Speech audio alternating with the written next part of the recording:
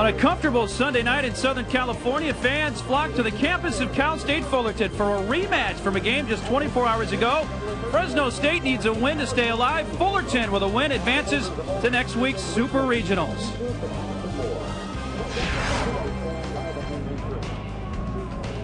Welcome back to Goodwin Field on the campus of Cal State Fullerton. The Titans are going to be the visiting team in this game, taking on the Fresno State Bulldogs. Look at our bracket. Just a bit ago, Fresno State eliminated San Diego, a 9-8 Fresno win. So Fresno needs to not only win tonight, but tomorrow to advance to the Super Regional. Fullerton needs just one more win. This is a rematch from last night, a game won by the Titans, but it was Fresno that came out swinging the bat. Ozzie Lewis, a home run, part of a two-run top half of the first, and it was 2-0 Fresno. Then in the third, Blake Davis, a home run. This one out to right center, and it tied the game up at 2. Meanwhile, Wes Romer, the starting pitcher, got in a groove. After a shaky start, he strikes out the side in the fourth. And then in the bottom half, Blake Davis's homer is second of the game. It gives Fullerton a 3-2 lead. They weren't finished in that inning. Danny Dorn, two batters later. This is a two-run shot, 5-2 Fullerton. More home runs from the Titans in the fifth. It was Brandon Tripp, his 9th of the year. This made it 8-2. And Fullerton goes on to win it by a score of 9-2. Great to have you with us. Along with Darnell Coles, I am Mark Neely. We've seen great baseball here in Fullerton. And right now, it's the Titans that are playing extremely well. Blake Davis, we just saw, he was extremely hot in this tournament. Yes, he was. And the thing about Blake Davis is that he's known for his defense. He showed last night that he's much more than that. He hit 2 long home runs out of the ballpark here at Goodwin Field. But the thing about it is that he never gets out of his game. He never gets too high or gets too low. And that's why the thing about him is that he is a star-studded player. He came back. He's a veteran player that came back this year just for this reason. And he's hoping to move on to Super Regionals tonight. Well, Fresno State just won here on this field a little bit ago, beating San Diego 9-8, and it was their first baseman, Kent Sakamoto, tearing it up. 2, not 1, but 2 3-run homers in that game. Well, anytime you're going to give a hitter pitches out over the middle of the plate, especially when you're the RBI guy for the Fresno State team, you got to give him credit. He hit him, and he hit him a long way. He hit a hanging breaking ball to left and a fastball straightaway center. The thing about Ken Sakamoto is that he does not get out of his game plan. He continues to swing the bat regardless of where the ball is pitched. And the thing about him also is that he's a team leader. He's a quiet leader. And when he plays the game and plays it well, Fresno State has a chance to win. Well, Fresno State needs to win tonight to force a decisive final game tomorrow night. Fresno's 16-game winning streak broken last night by Fullerton. The Titans with a win would set up to host their 5th Super Regional in the last 6 years.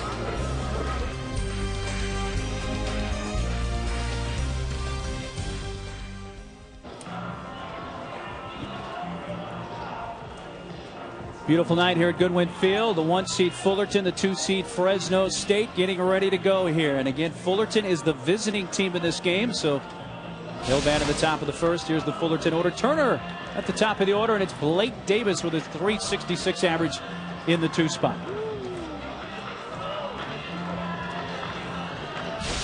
Well, we have a matchup of Millers, both starting pitchers with the last name Miller, and for Fresno, it's Brandon Miller.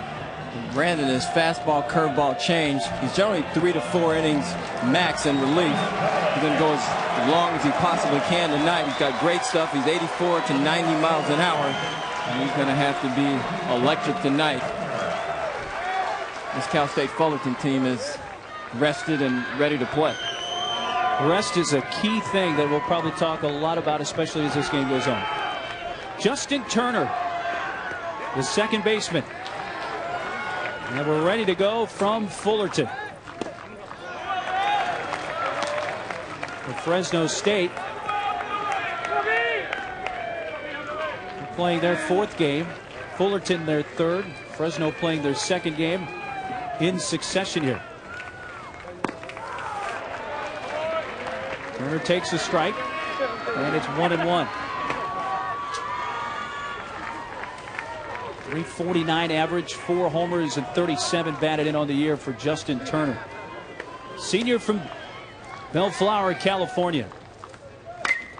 Hits it in the air, foul off to the right. Sakamoto watches it sail into the seats. What a game Ken Sakamoto had here just a bit ago. We mentioned at the top, 6 RBIs, 2 3-run homers in their 9-8 win over San Diego.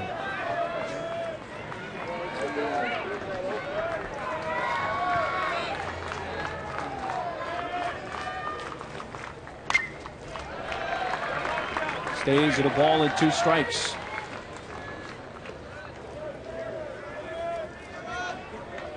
Brandon Miller making his first start, 18th appearance. His 0-1 record, only 15 innings pitched on the season. He called on in a huge spot for Fresno State. Turner spoils it and fouls it back. So Fresno, the home team, wearing the white uniforms. There's Fullerton wearing their road blue with the gray pants. Actually, the navy tops, navy orange and white, the colors for the Titans.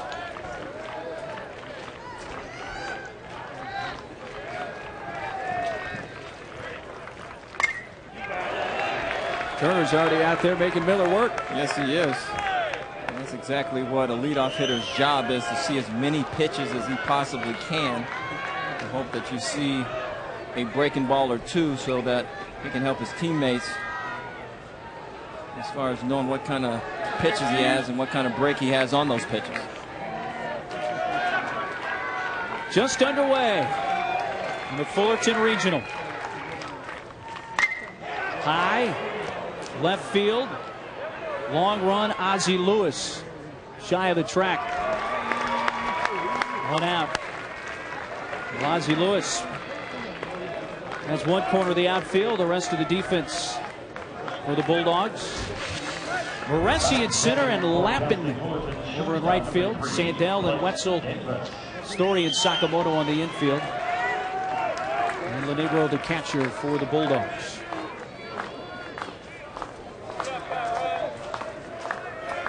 Blake Davis, what a night here he had last night against Fresno. Looks at a breaking ball, low ball 1 from the left-hander. Communications major, Team USA member last summer. First team All Big West this year, 2nd consecutive year.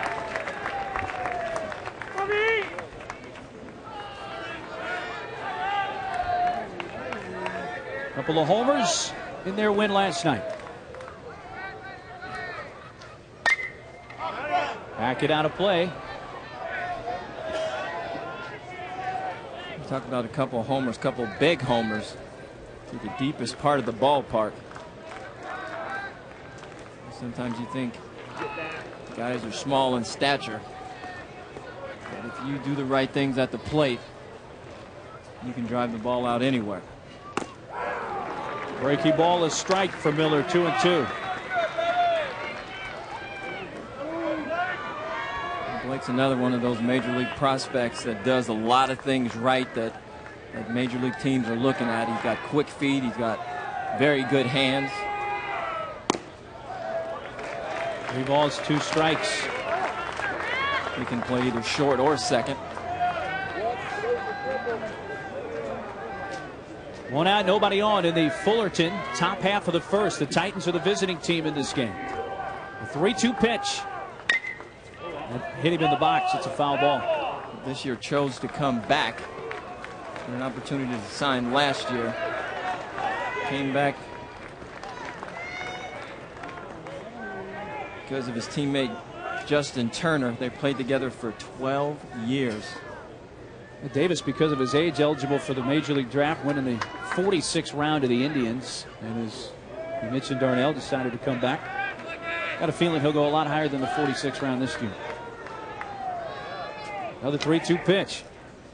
Hits the breaking ball to right field. Lappin on the move, and it'll drop in front of him. Our first hit of the game comes from Blake Davis.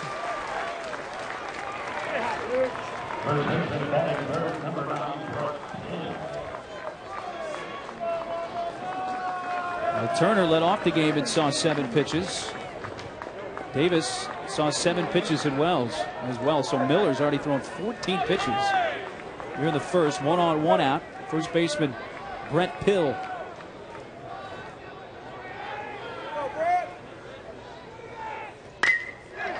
Sends another one. Lappin's direction. He has this measured right to the edge of the warning track. That time just a one-pitch at bat for Pill and 2 outs. And the more pitches you can see, the better as far as Cal State Fullerton is concerned, because their bullpen is well rested. They've given up 2 runs in 18 innings. Both Wes Romer and Lauren Gagne have had 2 outstanding outings. So you're trying to do everything you can, knowing that Fresno State has had to play an extra game today, to do as much as you can to get in that bullpen. Ball 1 inside to Danny Dorn, the senior from Diamond Bar, California. He's had a nice tournament, nice regional here with a couple of homers.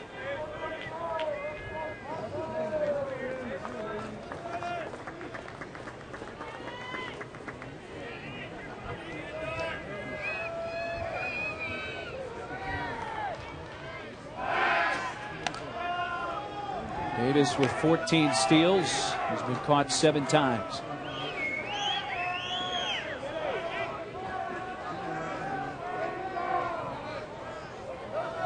Two outs in the top of the first.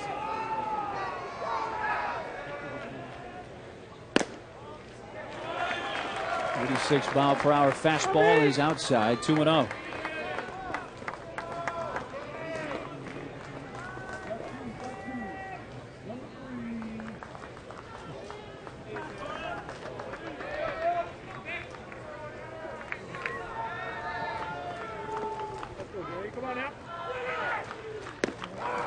Breaking ball in there for Miller.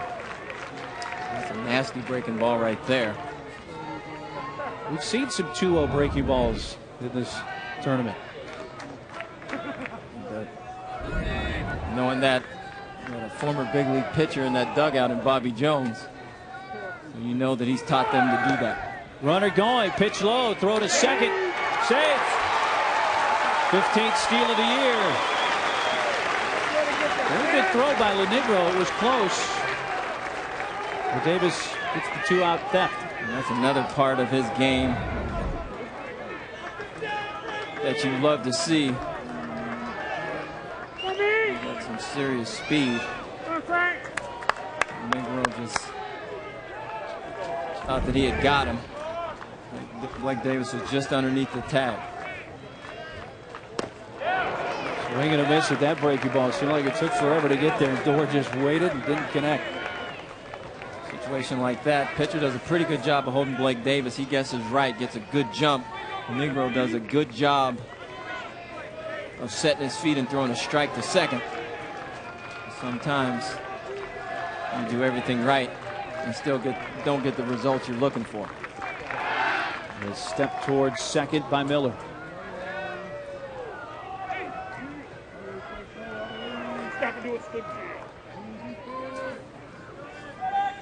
Davis singled with 1 out. He has stolen second. 2 outs and a 3-2 to Danny Dorn.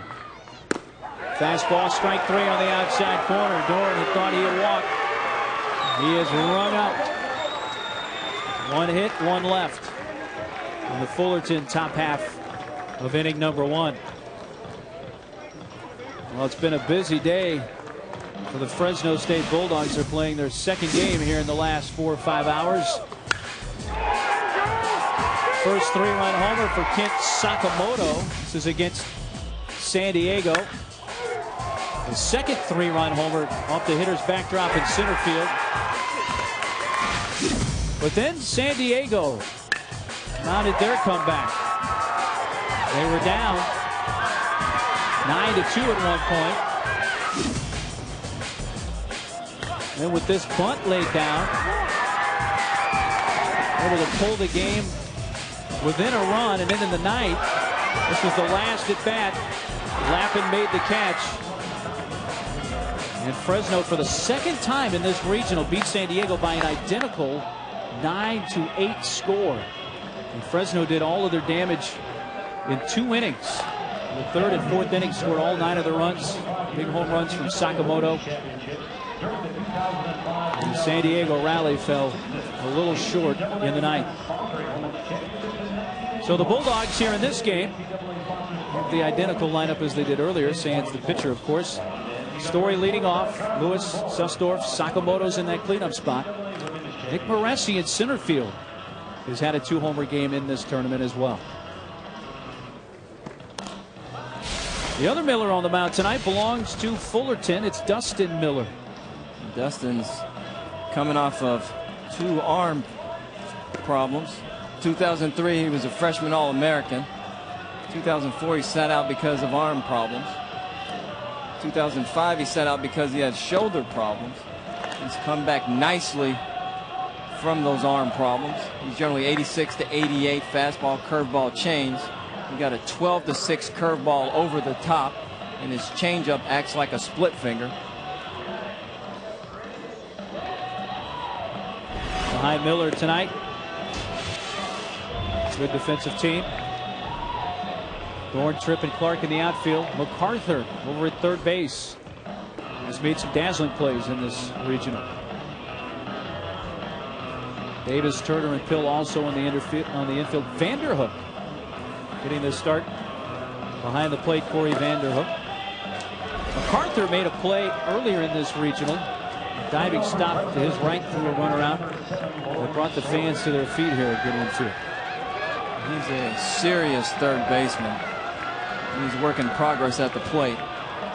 It reminds me of Ryan Zimmerman, the third baseman for the Washington Nationals. Tremendous, tremendous defensive player. Lawrence Story leads off for Fresno in the bottom of the first inning.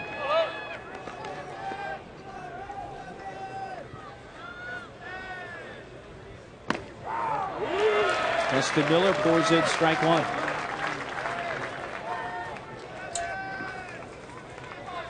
Story 1 hit here in the regional, 1 RBI. An RBI came in there earlier game today against San Diego. He tries to bunt. What an effort by Corey Vanderhook. Got a glove on it.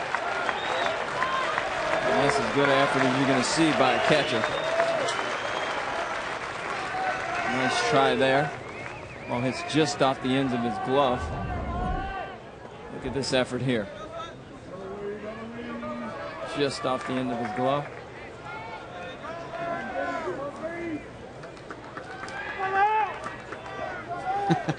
I like the way he finished that. He's tired. He wasn't making a snow angel, that's for sure. It was the 0-2 pitch. 89 miles per hour on that fastball. And Lawrence Story is a story in itself. All-conference outfielder, had to move to second base. He's only got his 5th start of the year at second base.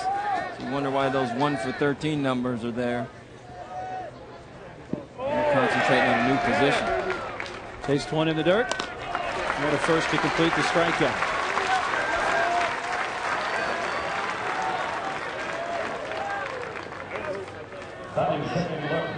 The Story fans. That will be Ozzie Lewis, the left fielder. And he fanned on that nasty changeup that acts like a split finger fastball. It just darts out of the strike zone, which I'm sure we'll see a lot of that tonight.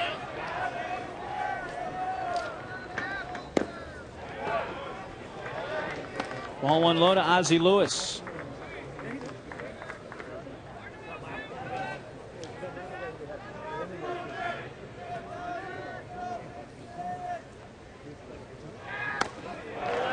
One ball, 1 strike. Ozzie in the first game tonight against San Diego hit a ball to deep left center field that hit off the top of the fence. It won as an RBI double, but he wasn't hustling out of the box, and he immediately got pulled from the game by head coach Mike Batesel. It's jammed, fights it off, and drops it into center field. You can rest assured he ran hard out of the box right there. I'm sure he knows that his coach loves him, but sometimes you got to scold your children every now and then. And if that's all he goes through the rest of his career, then he's going to have a pretty good career. Steve Susdorf, the DH, with a .330 average.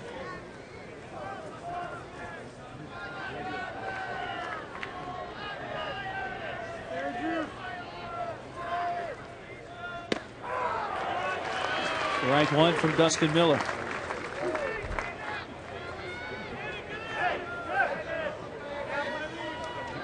400 so far in this regional.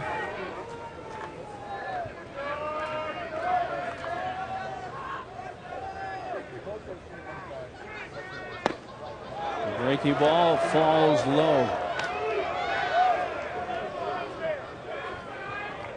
That'll add a lot of downward movement on it. A nasty 12-6 curveball.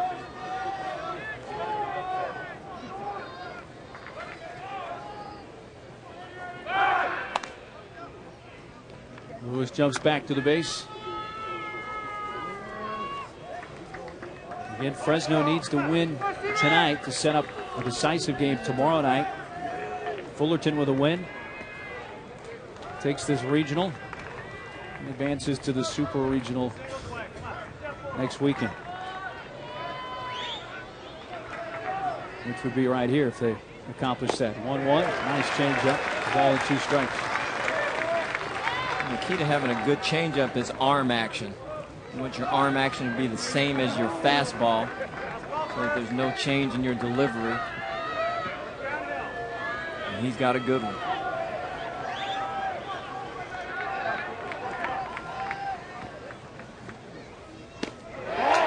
Strike 3 on the inside corner. Dustin Miller's second strikeout. He gets Susdorf looking.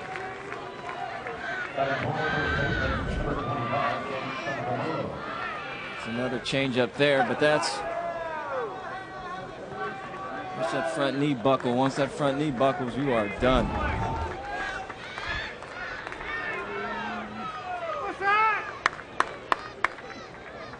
Two outs. Kent Sakamoto has hit 2 3-run homers today. Not in this game, but earlier against San Diego. Ball 1 outside. He has started every game of the year for Fresno at first base in his 2006 season.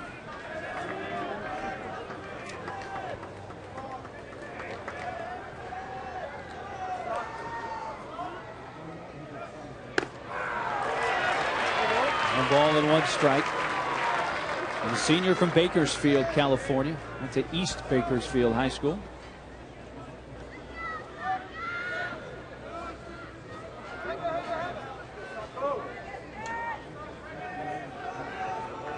Two outs, a runner on in the Fresno first.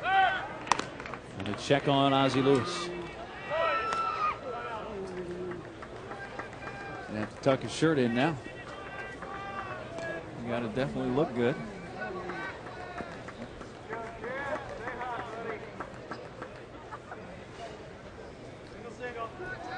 Lewis singled with 1 out. He's at first with 2 outs.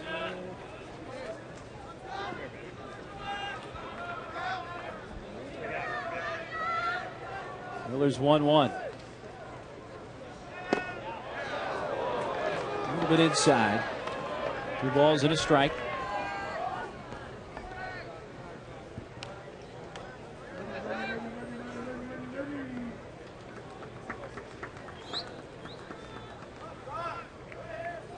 Cleanup hitter Kent Sakamoto for Fresno State. Runner goes, and a foul.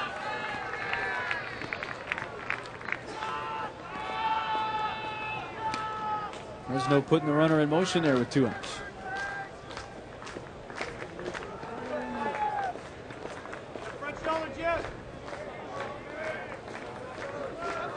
Senior Dustin Miller, as Darnell mentioned, has had all kinds of injury problems last couple of years. Arm injury, shoulder surgery. Bounce back, been very effective here in his senior year for the Titans. Using his A move that time, and back is Lewis. But when you're talking about professional scouts coming out and looking at him, and there's a whole host of them here tonight. At the draft on Tuesday, and make sure that that shoulder and that arm are sound before you invest a heck of a lot of money into an injury problem. You just want to make sure that you get all the documentation about how his arm is before the draft on Tuesday. Sakamoto bounces it up the middle. Davis Going to have to throw to first and does so. A base hit and a runner left. And the Fresno first. We played an inning. So far, Fresno and Fullerton are scoreless.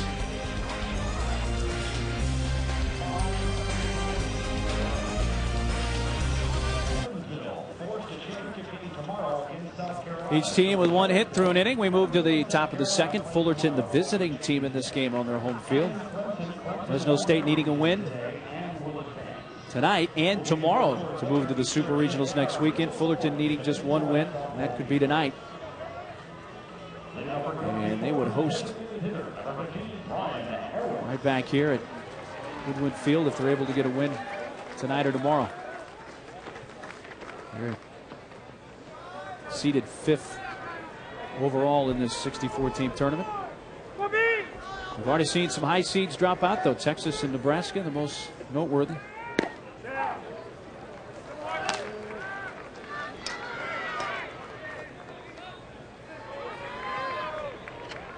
Ryan Harris, the designated hitter, leading off.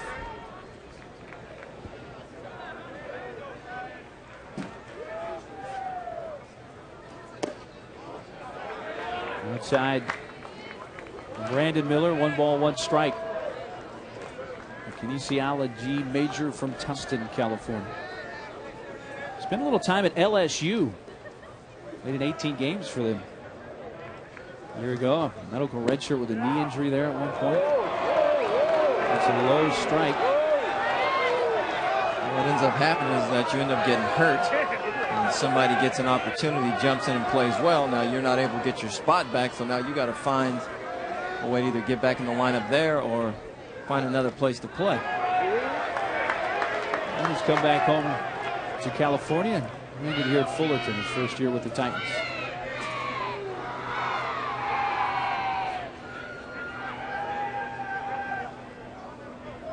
A 2-2 pitch. A check swing. First base umpire Mike Gillis. 3 balls, 2 strikes.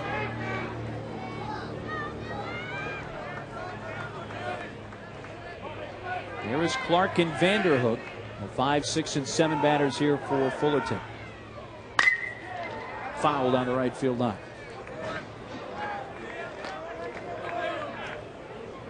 Before going to LSU, Harris with the JUCO. He was an All-American at Santa Ana College nearby here, 2003.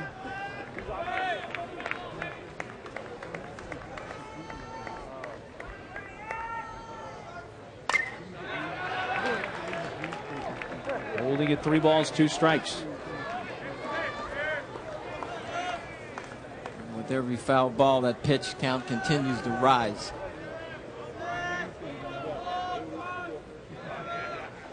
Well, there was a question immediately after Fresno won their game against San Diego just a bit ago. Who's going to start for Fresno? And the answer didn't come until very late. To short, Wetzel juggles, throws, still got it. Run away. It's a nice job on Wetzel's part not to panic, because we're always taught to know your runners. Keeps that ball right in front of him. Picks it right back up, 1-step throw.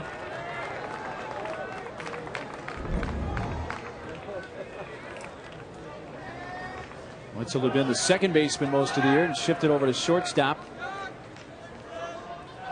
And Fresno suffered an injury bug, losing Christian Bitter, WAC Player of the Year. Broken thumb during the WAC tournament. Knocked him out of action.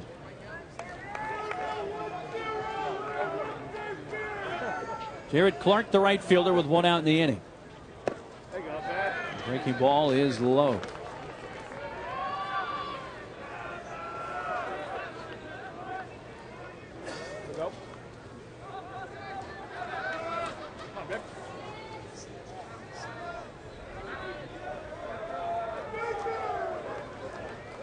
One pitch from Miller. Right back up the middle. And Jared Clark has Fullerton's second hit.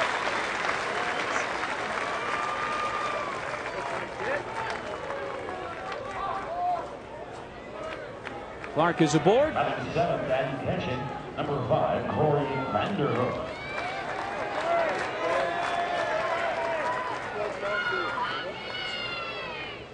Corey Vanderhook coming up for Fullerton.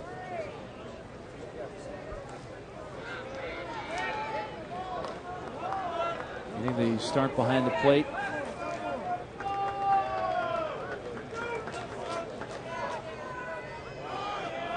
John Curtis caught the first couple of games of this regional for the Titans. Ball one outside.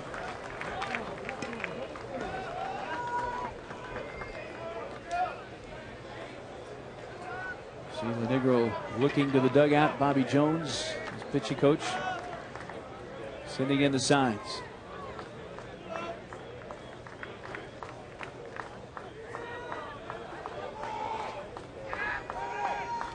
It's a pitch out.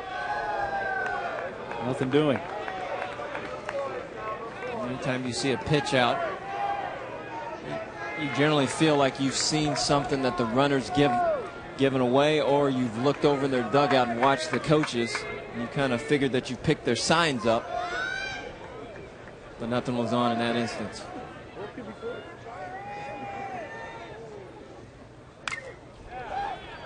Two balls and a strike. Corey Vanderhook, who played a couple of seasons at Golden West Community College in nearby Huntington Beach. Then went to the University of South Carolina last year. Played under Ray Tanner. Got into 30 games, 19 starts. He's the nephew of Titans assistant coach Rick Vanderhook. Coaches at third base. He's also in his 20th year here at Cal State Fullerton. His nephew has landed here. Off the pitcher, Miller loses his glove, picks it up, and has the presence of mind to get the out. Now is he all right? Well, a smile is a good sign. I think in some instances you're a little bit more embarrassed than anything else.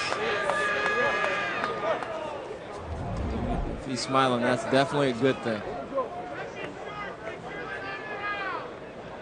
Ball ricocheted off his glove and hit him what looked like to be on the side of the head. That guy on the side of the face or neck. Seems like he's okay.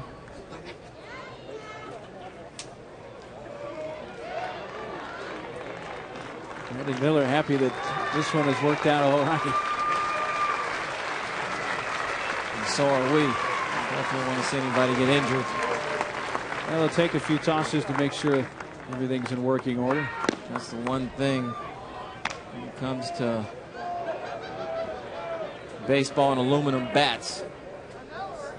You do not have a whole lot of reaction time, especially with these hitters being as strong as they are. Wooden bat, you have a lot more reaction time, but with an aluminum bat, that ball's on you in a hurry. Anytime the ball's hit back at a pitcher, you're always worried that he's okay. So it looks like Miller's all right. Mike Batesville came out to check on him and convinced his left-hander can go on. Unfortunately for Fresno, because gosh forbid that you lose your starter right here and you've got another 7+ innings to fill from the bullpen that already got a lot of work earlier today.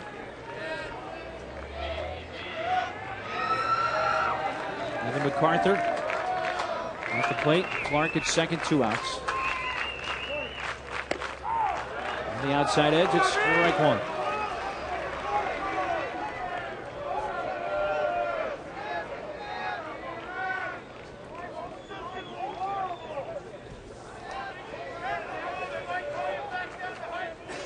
MacArthur hitting .307 on the year, and he's hit 6 home runs.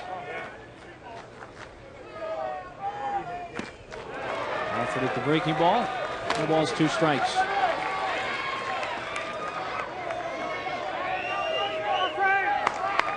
One thing that Brandon Miller's doing a good job of is that he's changing speeds on his breaking ball. Not throwing his pitches all at the same speed. So now hitters can't sit on pitches. Bounced up there, gets by, and a wild pitch is going to advance Clark over to third.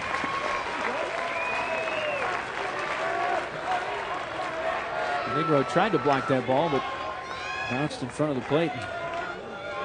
Wild pitch charge to Miller. I remember playing with, this is a definite wild pitch. I remember playing with Jack Morris, Cy Young Award winner in Toronto and Detroit. He always told me that any time you give yourself an opportunity to throw strikes and stay ahead, you always give yourself a chance to win. He used to get in trouble, and I used to go to the mound. I said, "What are you doing?" He'd tell me, "Never mind what I'm doing. You just get back over there and catch this ground ball that's going to be hit to you." And sure enough, he'd throw a split finger fastball, and they'd roll over the ball to me at third. But you love the fact that you can go in and joke with him in the middle of all that. Towards the hole, Wetzel juggles, throws, safe, and a run scores, and Fullerton takes the lead. Now Wetzel was able to recover from a bobble earlier with a slower runner, but MacArthur getting down the line beats it out. 1-0 Titans.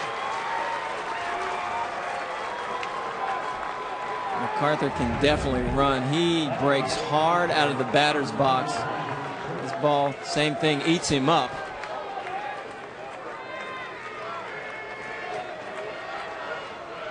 That scores Clark after the error charge to Wetzel. Cal State Fullerton jumps out on top, 1-0. Brandon Tripp batting in the 9 hole. Left on left matchup. I know Tripp, being a lefty, is down in the order because there's a left-handed starter, but when you got Brandon Tripp batting 9th, you've got a pretty strong batting order. You've got a very good batting order.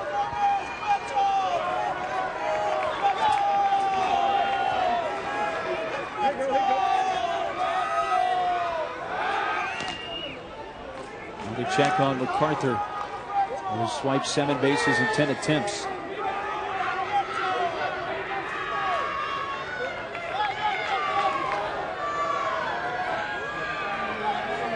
First team All Big West this year, Brandon Tripp.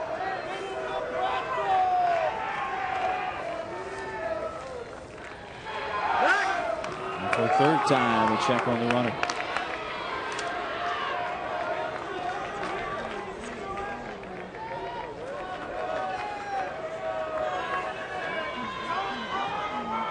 Brandon Tripp's 9 home runs leads the Fullerton team.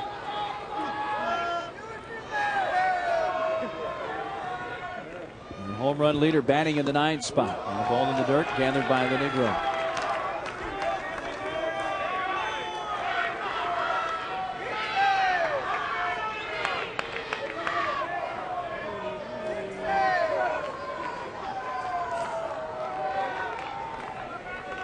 Fresno starter Brandon Miller threw 21 pitches in the first inning. He's now throwing 21 pitches here in the second. Breaking ball fouled back. Which does not bode well for pitching a complete game. In this case, he's really not out there to pitch a complete game. You're just trying to figure that you're trying to get him to go as far as he possibly can, as to not tax that bullpen any more than it's already been taxed.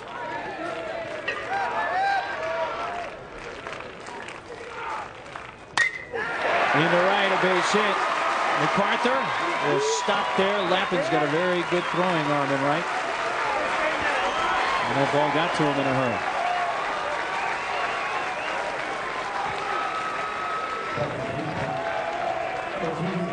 We're at Goodwin Field on the Cal State Fullerton campus, Fullerton, California, in Orange County. Mark Neely with Darnell Coles here for this Fullerton Regional. Fresno needs a win to take it to a deciding game tomorrow night. Fullerton with a win will finish things off and head to the Super Regionals next weekend.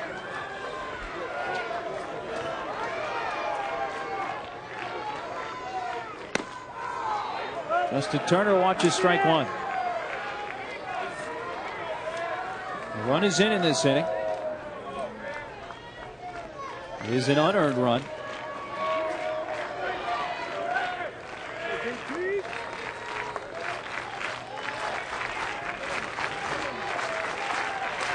Turner flying to left in his first at bat.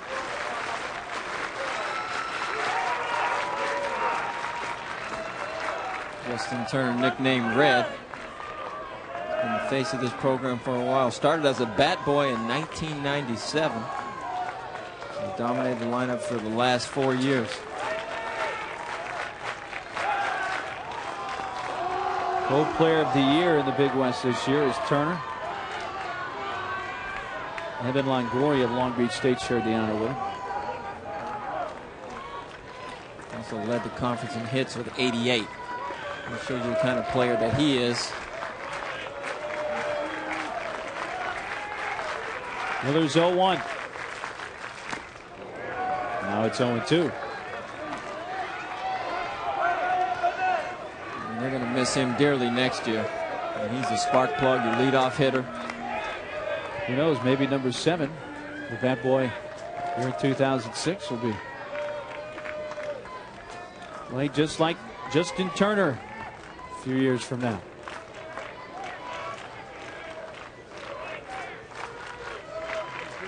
With 2 outs and 0-2. Fouled away to the right.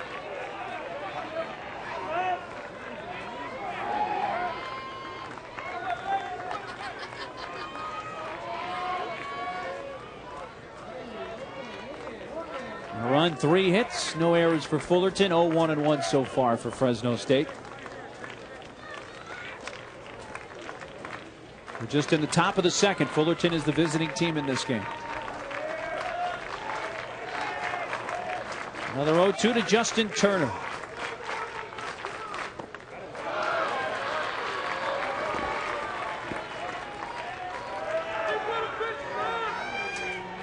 Brandon Miller has thrown a bunch of pitches here in the first couple of innings. Not far from the 50 mark.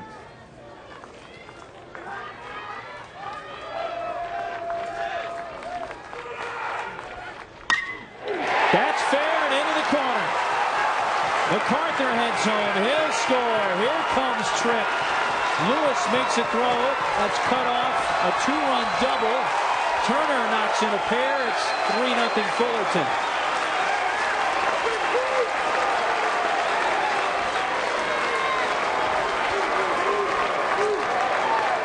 That's what happens when you nibble. And Justin Turner fouled off a couple tough pitches. Finally got a pitch that he could handle. Fastball he wanted in and left it out over the plate. Justin Turner does just what you're supposed to do. Excitement on his face and on his teammates' faces. Puts Fullerton up 3-0. All the runs in this inning unearned.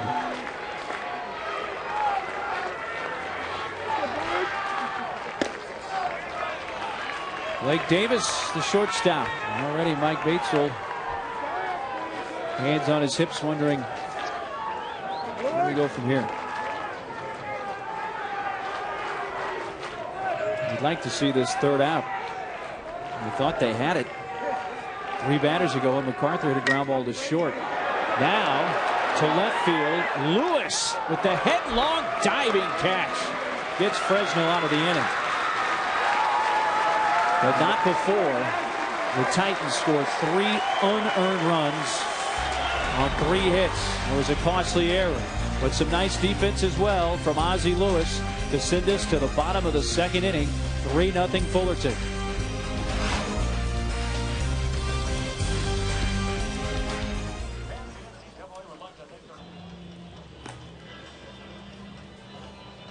Fullerton into the bottom of the second inning. All the Fullerton runs unearned. And the NBA pre-draft camp on ESPNU will be coming up on Wednesday at 5 o'clock Eastern Time. That's the NBA pre-draft camp. For more information, log on to ESPN.com. Well, the finals are set. Mavericks and Heat, who you like in that one, DC? I got to believe anybody that's got Shaq has got a chance to win the championship, so I'm going to go with the Heat. You got a Very good cast of characters with him. See, that's what I would say. Any team that's got Dwayne Wade has got a chance. That was the next name coming out, Dwayne Wade. But I tell you what, if Dirk Nowitzki shoots from the outside like he did in the Phoenix series, the people from Dallas are saying, hey, what about the Mavs? It's going to be a good series, though. It's going to be a great series. The best part is it's two different teams. It's not the same teams every year. You can see it on ABC HD, NBA Finals. Nick Baresi, the center fielder out of Clayton, California, leading off the bottom of the second inning.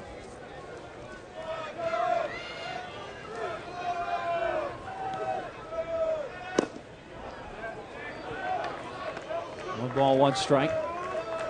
Baresi hit the 2 homers in the same game in this regional. Baresi went to De La Salle High School, Northern California, Concord. We're talking about basketball. De La Salle High School was known for football.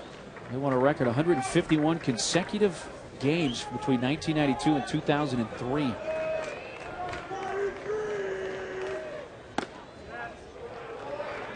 Three balls and a strike. And Nick's finally starting to come into his own. He's a 5'2" guy. Got a great arm. Broke the hamate bone in his right hand in March. Finally starting to feel better about himself. Feels like he's finally 100%. Chop sent towards the middle. And into center field. Baresi a leadoff hit. The second Bulldogs base hit of the game.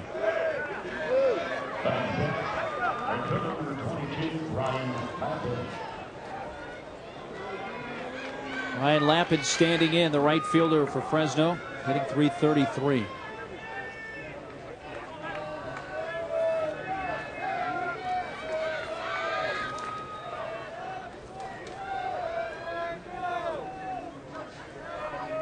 Nobody out, bottom of the second, that is. Fouled away, strike one.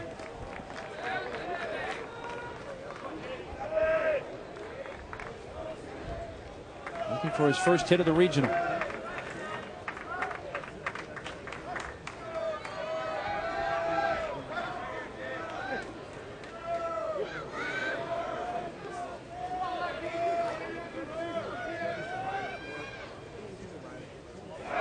Runner's going, pitch inside, throw to second from his knees, made it close. I'll tell you what, Corey Vanderhook didn't get a good pitch to throw on because it was off speed. Just from his knees, slung one down there and almost got him. Benito Santiago's the only one that I know that could do this. He'll still be very accurate with it. A pretty good jump. He looks in to see. That's part of those 5 tools Nick can run. Baresi gets the steal, his 4th of the season. He's in scoring position with nobody out. Lappin drills one deep left field. He has a hit now in the regionals. This is a 2-run shot and has pulled Fresno within 1.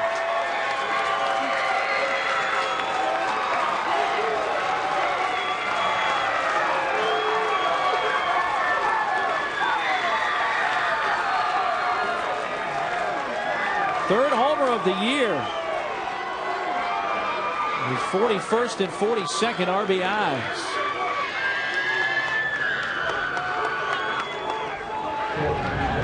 It's just a matter of time with the skills that he has.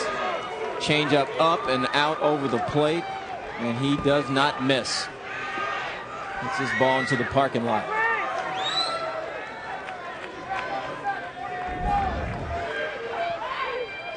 Nobody on or out. Catcher Frank Lenigro takes ball 1. That is the 6th home run of the year allowed by Dustin Miller.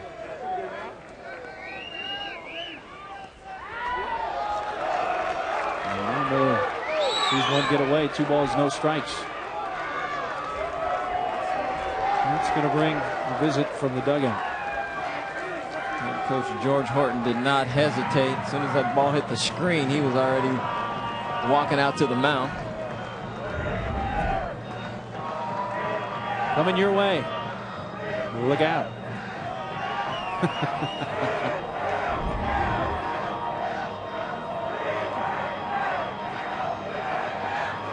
And that is not a conversation. Glad I wasn't a part of that one. Exactly. It was not a conversation we wanted to be a part of. It was more of a chewing than anything else, just to let him know that you can't leave your pitches up, but you can't overthrow and be effective. You got to continue to work down in the strike zone, some sink, because you're a ground ball pitcher, not a fly ball pitcher.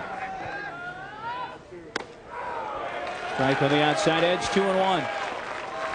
3-2 Fullerton, bottom of the second. Titans scored 3 in the top of the inning. Fresno has answered so far with 2.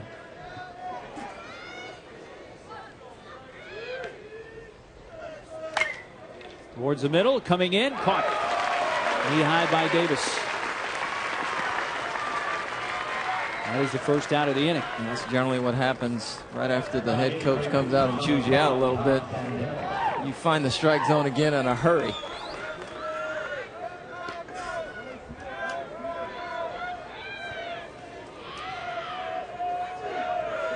Todd Sandell, the third baseman.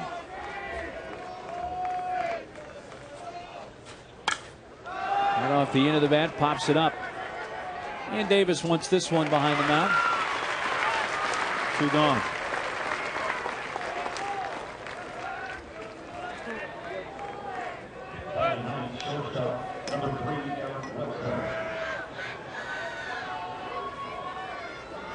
Davis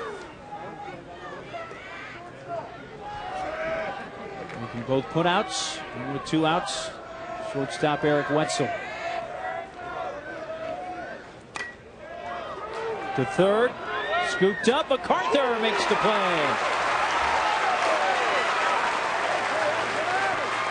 Evan MacArthur making another fine defensive play, but Fresno right back in the game on the Lappin 2-run home run.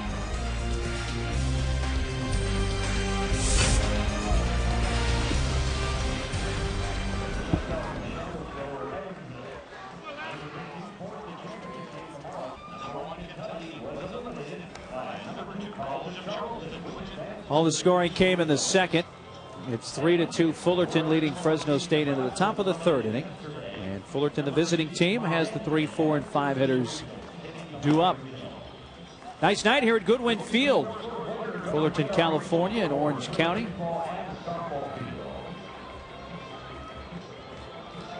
Nice crowd here. But it's a nice night. It's actually cooled down a little bit, much more comfortable than it was. It has been with the sun out. Earlier this afternoon, it's somewhere around 90 degrees again.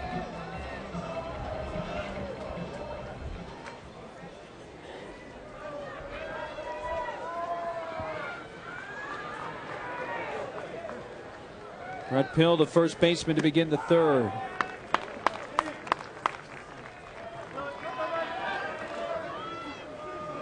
Fly to right in his first at bat.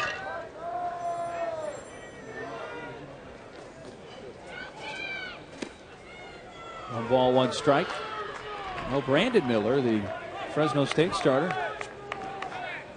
has to be a little more pleased. His offense has helped get him right back in the game.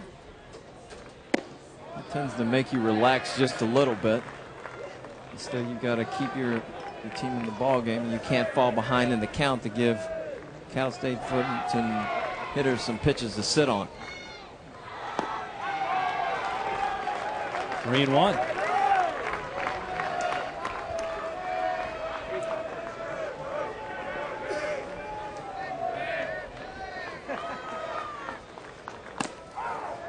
Hit the inside corner, and it's a full count.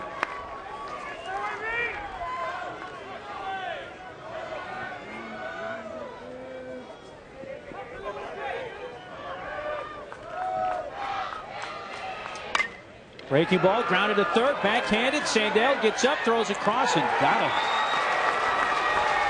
Well, we saw MacArthur make a very nice play at third base for Fullerton in the last inning, and here's Sandell answering on the other side. That's a pretty one. in itself.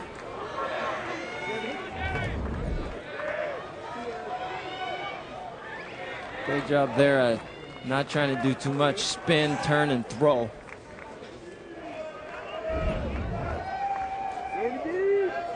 Pretty. One gone. Danny Dorn, a swing and a miss. 58 pitches now from Brandon Miller through 2 1/3 innings. He's kind of found a rhythm that he's working a little quicker. He's just getting the sign, waiting on the hitter, and then throwing instead of stepping off, walking behind, talk to yourself a little too much. Nice, better job of finding his rhythm.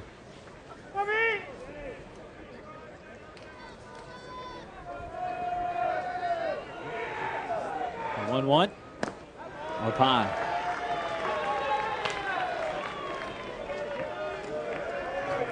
One out, nobody on base. Top of the 3rd inning. Fullerton with 3 runs, all of them unearned. Fresno 2 runs. A Lappin home run. And it's all tied up there, and it's 2-2.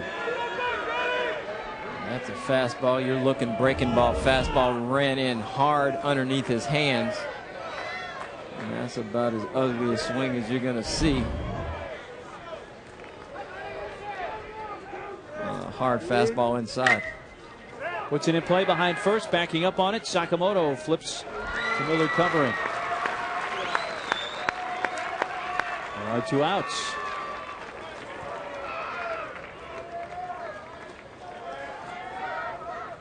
Sakamoto, a couple of 3-run homers earlier tonight against San Diego to eliminate the Toreros. So St. Louis University and San Diego are out. Fresno needs to win this game to set up a decisive game tomorrow night, right here at Goodwin Field. Towering fly ball left field off the bat of Harris. Lewis towards the line. They go in order. 4 in a row retired by Brandon Miller. We're going to go to the bottom of the 3rd. Fresno will have the top of the order up.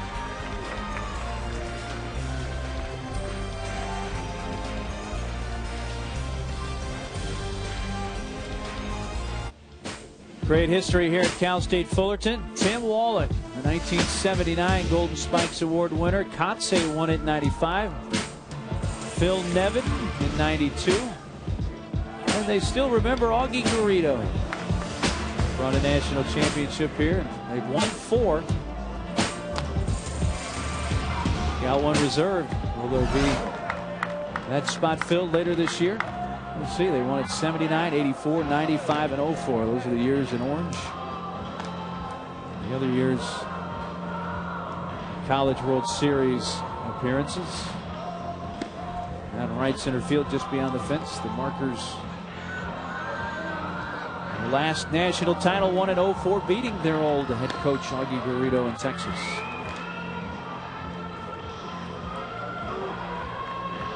Even with those national championships, they've had 5 national players of the year. Tim Wallach, Phil Nevin, Mark Kotze, Kurt Suzuki. Number 5th one was just named yesterday. Wes Romer as co-national player of the year. Joining James Madison's outfielder Kellen Kobaki as the country's best player in 2006. Congratulations to both of those guys.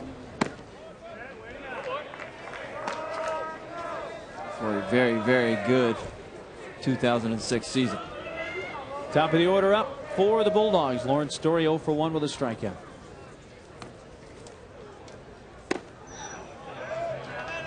Two balls, no strikes.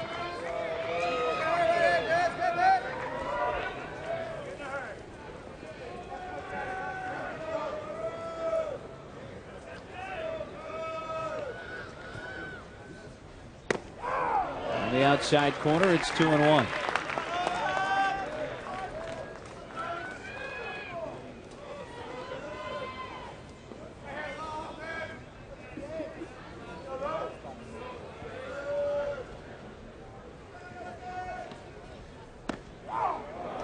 High off speed pitch on the inside corner. Wes Romer working on the chart. We saw him pitch last night. As Darnell just mentioned, honored with the Gold Player of the Year National Award. After falling behind 2-0, Miller paints the corner 3 times and strikes out Lawrence Story for a second time.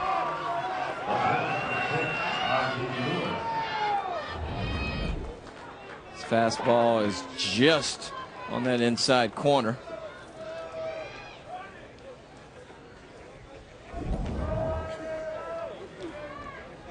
Third strikeout for Dustin Miller. 1 out. Ozzie Lewis is up.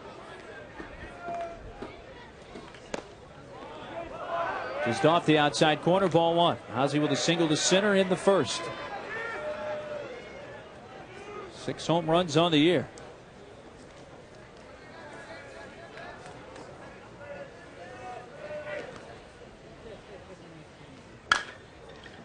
Chops it foul, wide at third. Into the crowd. He also learned a lesson last game that he won't soon forget. Hit the double off the left center field fence, did not run hard. And his head coach Mike Batesel did not waste any time taking him out of the ball game. To wake him up and let his players know that that will not be tolerated under any circumstances. High fly to right field. Jared Clark waiting for it to come down. 2 outs. And again, Lewis running hard, running it all out. Designated hitter number 8, Steve Sunstorf. Clark, the right fielder. And now Susdorf, the DH, with 2 outs. Susdorf called out on strikes in the first inning.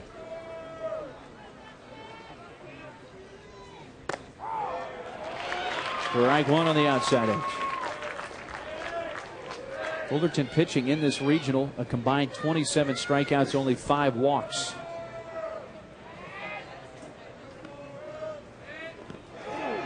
Big breaking ball there. Got Susdorf fishing. They've also only given up 4 runs in 20 2/3 innings. So as much as there's been a whole lot of hitting in this regional, Cal State Fullerton's done a fine job of pitching. 0-2. Loses the bat. Little number behind the mound. He's going to get an infield hit out of that.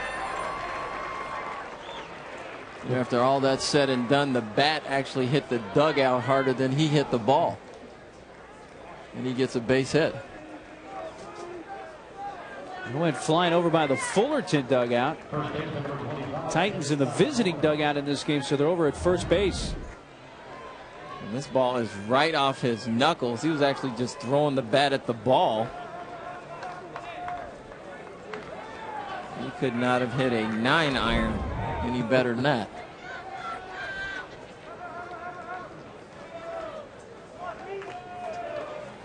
Two outs. Sakamoto with a tying run on.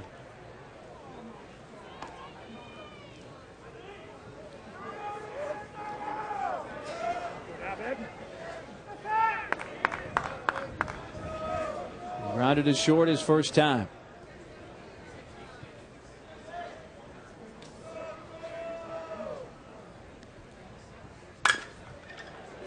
Davis can't get it. Susdorf the second, 2 on with 2 outs.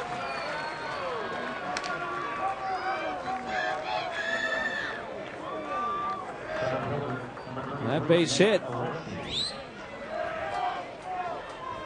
Number 5 on the night for Fresno State. After getting the first 2, Story and Lewis, Susdorf, Sakamoto have reached. Now Nick Moresi, the center fielder. George Horton keeping track. His team was up 3-0.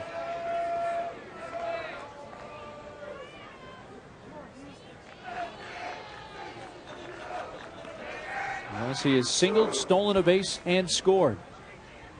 Swings at the breaking ball and misses. 0-1.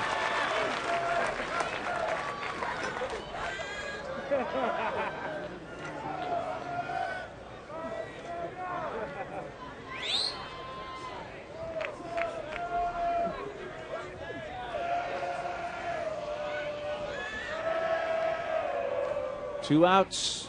Bottom of the 3rd inning.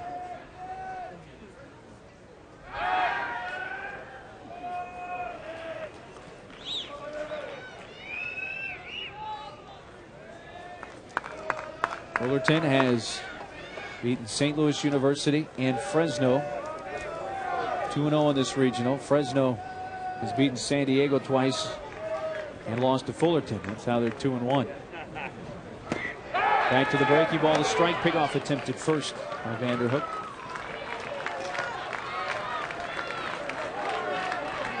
Vanderhook reminds you of Pudge Rodriguez, that he likes to throw. He sees you leaning at all, he is going to throw the ball behind you, trying to pick you off.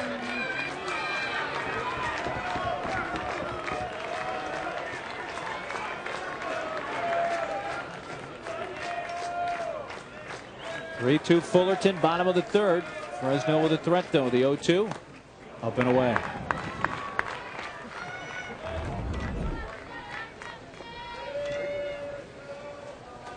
Vanderhook will throw from his knees a couple of times tonight. Yes, he has, and very accurate.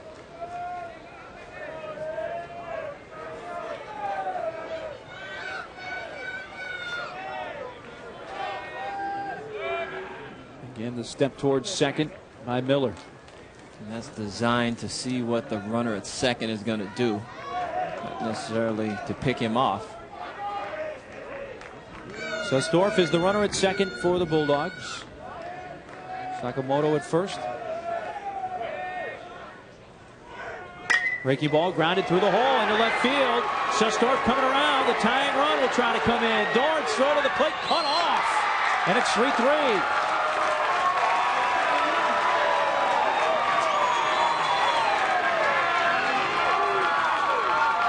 Moressi's 27th RBI.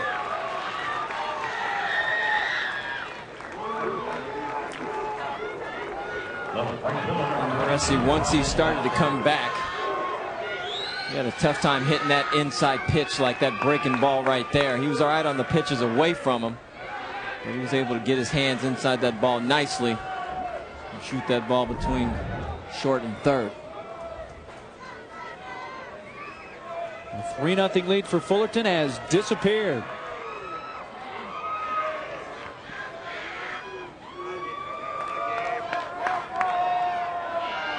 Here's Brian Lappin, who picked up his first hit of the regional an inning ago with a 2-run homer to left. They got the Bulldogs going. A little roller is foul. Here's that last at bat for Lappin. He got a hold of this one to left.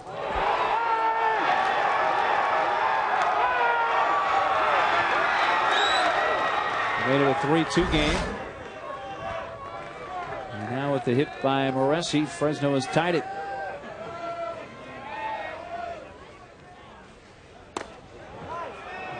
Just a bit outside.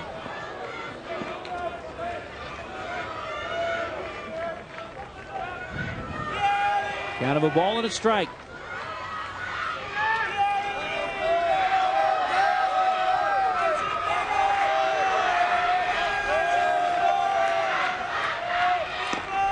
To the breaking ball, strike call. Brandon Miller entered the game with an ERA of 2.40. He has allowed 3 runs, all earned, through 2 2/3 innings.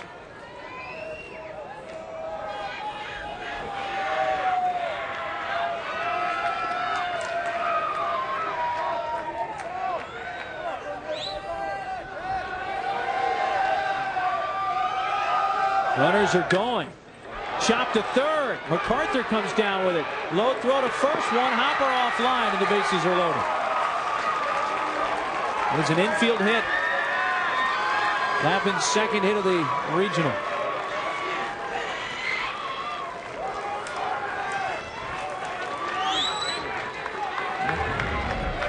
You see the runners taking off, but you also see Evan MacArthur go back on that ball. Throws it to the long hop. Give his first baseman a chance to come off and catch that ball. If he throws it on line, Grady has a good chance of getting him, but if not, he saves a run. Nice thinking on his part. That is 4 consecutive 2-out hits for Fresno State, and it all began with Susdorf with a defensive swing, lost the bat, and picking up an infield hit. Breaking ball, swing and a miss by Lenigro. He lined out to short in his first time up. 3-3 score, and here's Fresno with a chance to take their first lead. Bases loaded, 2 outs.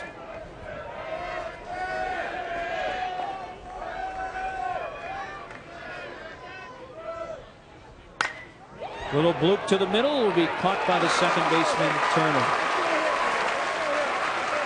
But Fresno puts together 4 straight 2-out hits, and they've tied it up at the end of 3.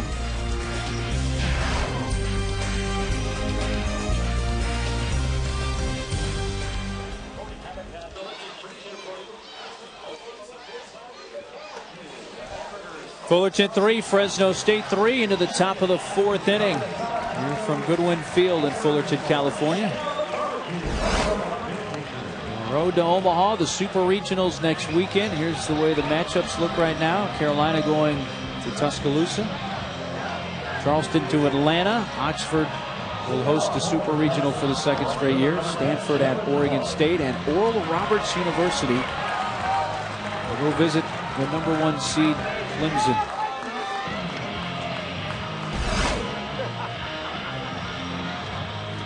It's a bit of speculation on our part, but speculation is good. Pretty much know if the identified top 8 seeds, if they win, that they would host Super Regionals. Now, obviously, a couple have been knocked out. Texas is gone, so is Nebraska. Jared Clark, the right fielder, scored tied into the 4th inning. The 6, 7, and 8 batters up for the Titans.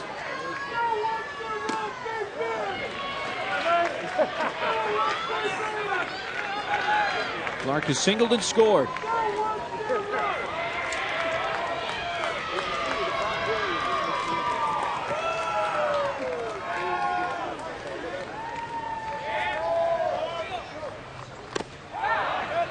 Inside corner, 1 ball, 1 strike.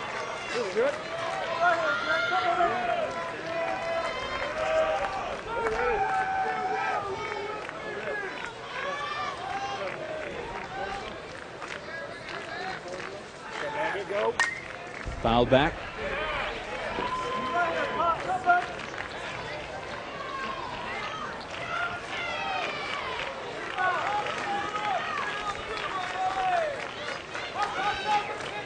There's some activity now in the Fresno bullpen. He's running to the top of the 4th inning.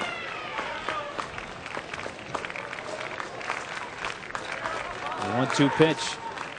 Hit him. Off speed. Got him in the leg. Leadoff man on the top of the 4th.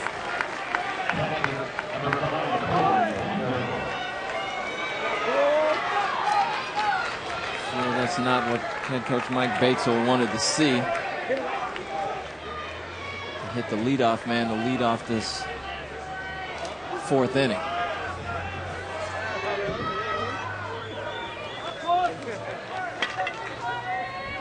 First time tonight, the Titans have put the leadoff batter on. Catcher Corey Vanderhook is 0 for 1 with a bouncer to the mound. Runner going. Throw to second. Gets by into the center field. Clark stops at second. A good throw there. And they've got a very good chance to get Clark. And Lenigro under through the bag, and it's skipped by Wetzel and Story. And part of that reason is that anytime you're fake bunting and you bring the bat back through the catcher's eyes, you make it a tough play for him. You go up there knowing that he's going to steal, and you just take the pitch without offering at the pitch. And what happens is the catcher has a clear lane to throw, and generally they're pretty good about throwing a strike to second base.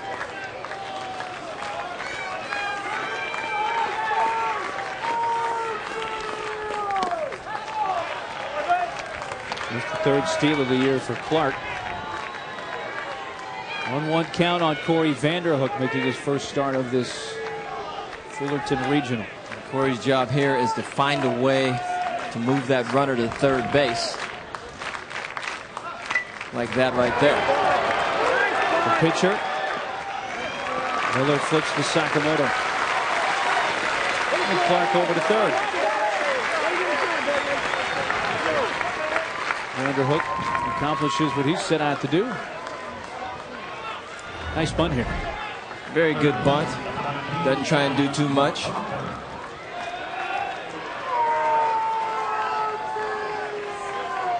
Sacrifice accomplished.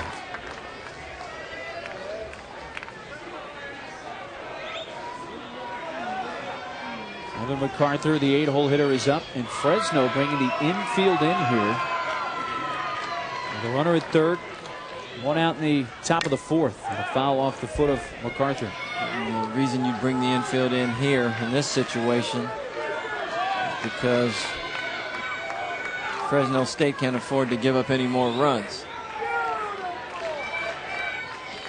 I know it's early. Bullpen's already been taxed, and you have to bring somebody in that doesn't generally come in these situations, at least not this early in the game. No balls, 2 strikes. Holden Sprague, a right-hander, is up for the Bulldogs.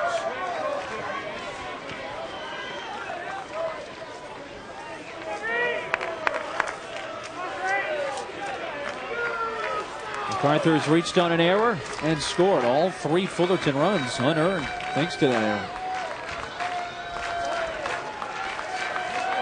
We're 3-3, top of the fourth. Infield in the 0-2. Check swing, strike 3 on the inside corner, 2 outs. Second strikeout for Miller.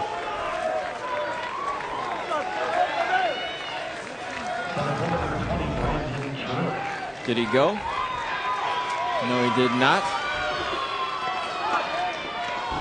But that caught all of the plate on the inside corner.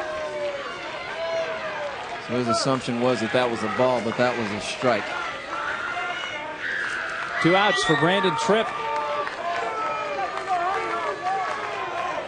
Knocked in a run in the second with a base hit to right.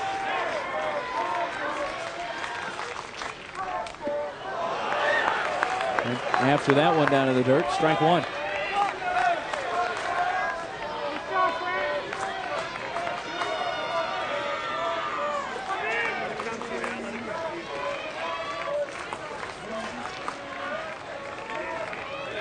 Next pitch will be his 75th of the game.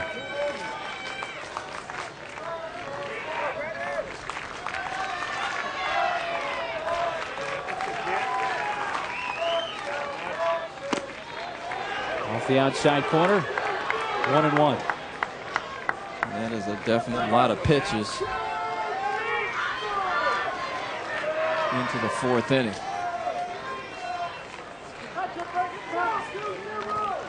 Runner at third, Clark with 2 outs. The 1-1 pitch. In at the knees, 1-2.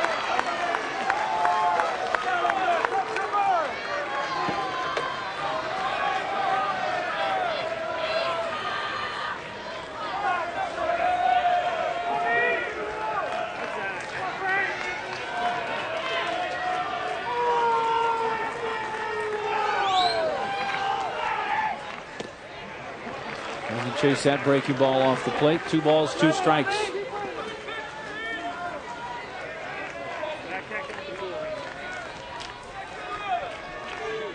Brandon Tripp has a very good idea how to approach left-handed pitchers.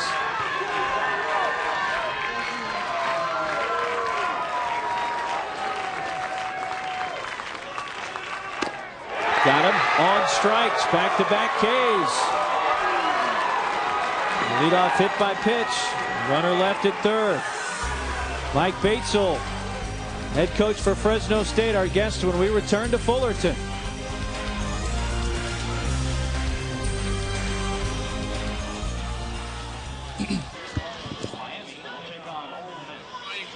Into the bottom of the 4th inning, Fullerton 3, Fresno State 3. We're joined by head coach Mike Batesole of Fresno State. Mike, did the home run by Brian Lappin kind of wake that team up down there? Yeah, it was a good adrenaline boost. You know, we came out, we've got some guys playing the infield that are in a little bit different positions, and we made a mistake early that cost us 3, and give these guys a lot of credit for answering back. Coach, Brandon Miller struggled in the second inning. How far are you willing to go? He's kind of righted the ship a little bit. How far are you willing to go since he's not a starter and hadn't really gone much further than 3-4 innings? Well, the tank's a little empty, but, you know, Brandon started a lot of games for us his freshman year. He started 15. He started a handful for us last year. He's coming off an injury. That's why he doesn't have a lot of innings this year. But he started plenty of games for us and plenty of big ones. Coach, you mentioned the adrenaline rush. I mean, how much adrenaline are you guys running on after outlasting San Diego just a bit ago? These kids are young. They got plenty. How about you, though? Yeah, we're all right. Hey, thank you so much for your time. All right, Mark. Mike Batesole, head coach of Fresno State. His team fell behind 3-0 after 300 runs in the top of the second. But have recovered to tie it up and now come up in the bottom of the 4th inning.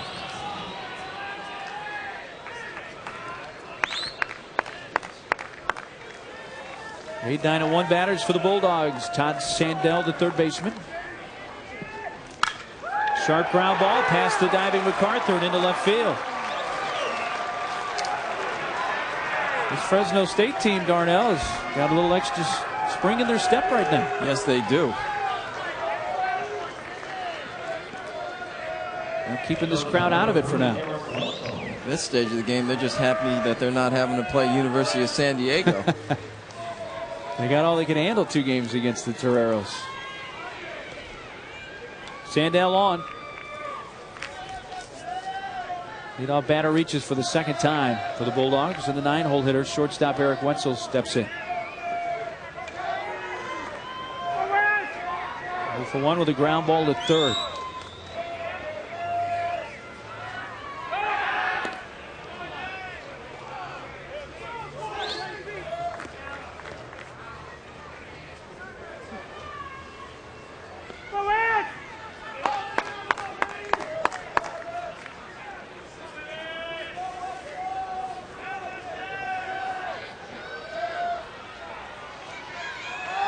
Wetzel wants to bunt him over, and ball 1 is outside.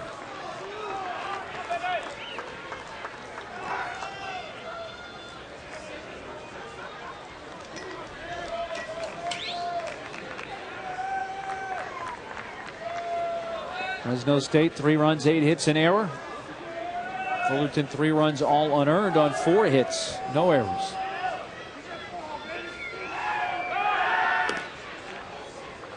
Miller concerned about Sandell at first.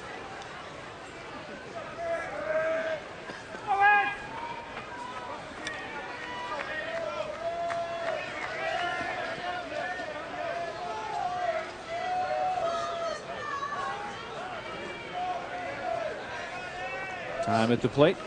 Situation like this, your third baseman's more than likely playing in. MacArthur's on top of the grass with the thought process that he may bunt. Wants to give himself a chance to come in and make that play.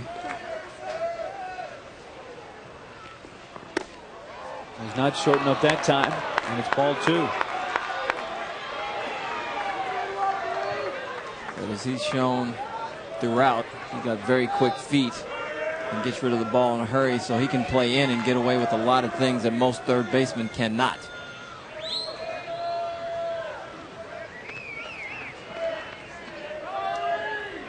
Nobody out in the Fresno 4th.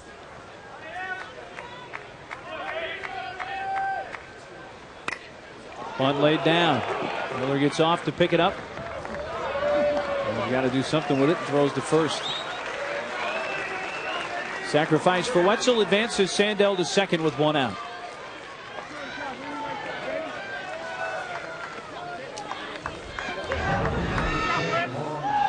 Wetzel was not going to run into the out.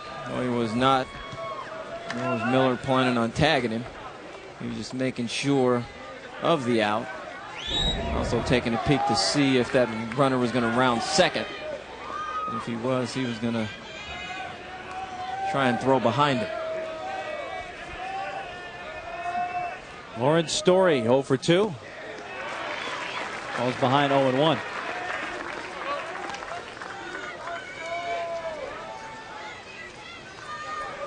First team all whack outfielder forced into the infield due to injury and has They're playing second base.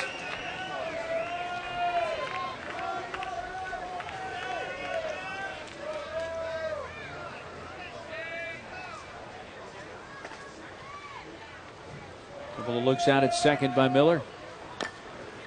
Bunt, foul up the first base line. No balls, 2 strikes. That's part of Lauren Story's repertoire. Bunting, moving runners.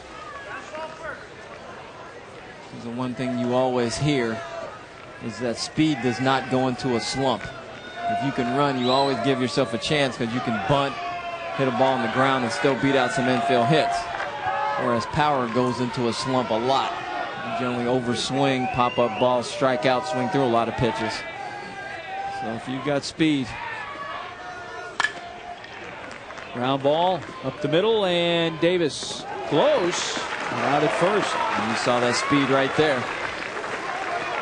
He made a routine ground ball into a bang-bang play at first.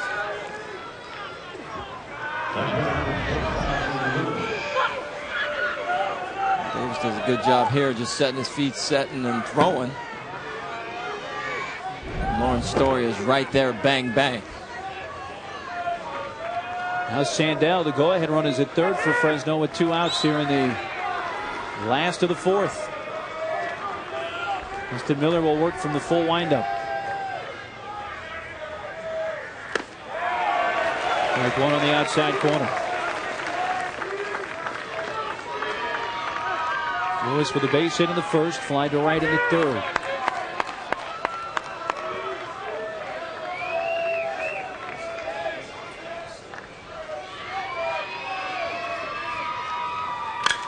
To the right side, ranging over to the pitcher, covering. He stumbled onto the bag to make the putout and keeps it a tie game.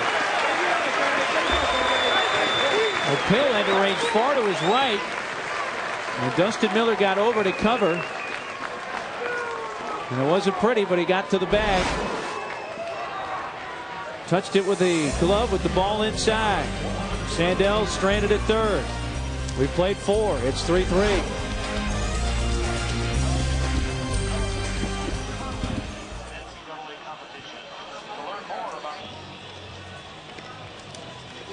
Into the top of the 5th inning. Fresno needing a win to set up a decisive game tomorrow night. A win for Fullerton, and they take this regional into the Super Regionals next weekend. But it's tied up at 3. Fullerton scored 3 unearned. They take the lead.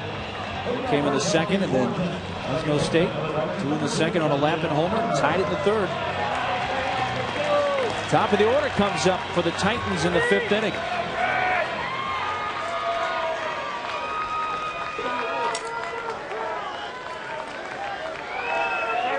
Turner has a 2-run double and is fly to left.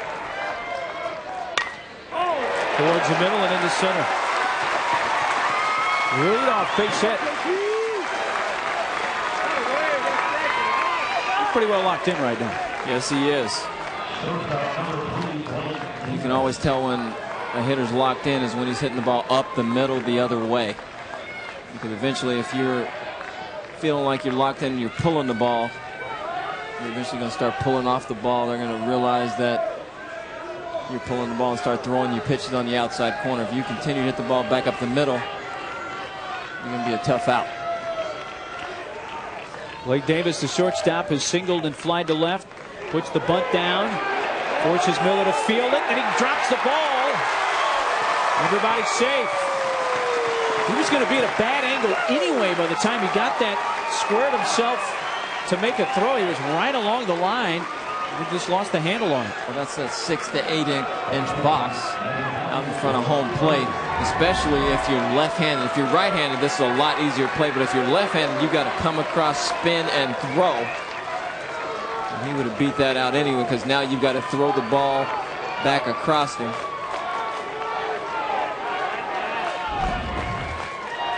Nice bunt. Bunt base hit for Davis. 2 on, nobody out. Red Pill, the first baseman, has flied to right and grounded to third. 0 for 2. First pitch, breaking ball, strike one.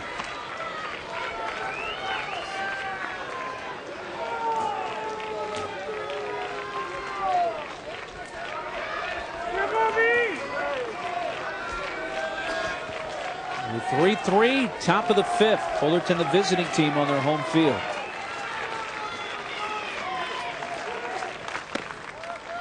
Off the plate outside. Ball and a strike.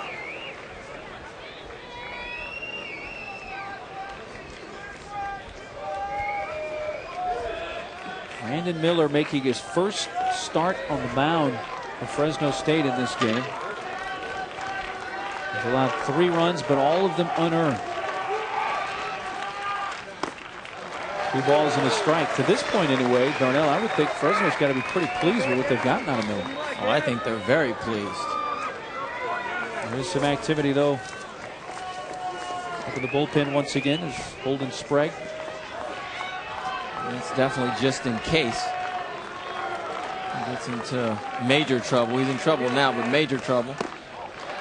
Ball low. A big secondary lead by Turner out at second. Caught the eye of the catcher, Lenigro. Now Brett Pill is in the driver's seat, 3-1. Gonna try not to overswing, not to do too much. Let the ball travel and hammer it in the strike zone.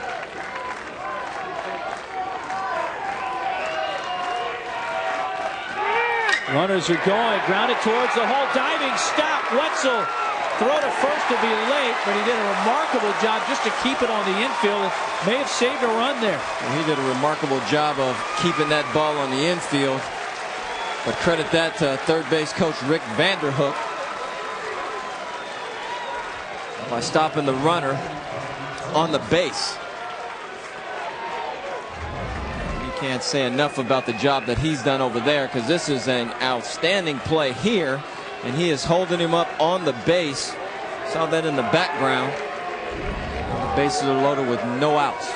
If he makes a turn there, you get that little Omar Vizquel play we saw earlier this year. You throw behind him and maybe get it out there, but as you say, nice job by the third base coach Vanderhook. And now a big rip and a miss by Danny Dorn. Bases loaded, nobody out in the Fullerton fifth.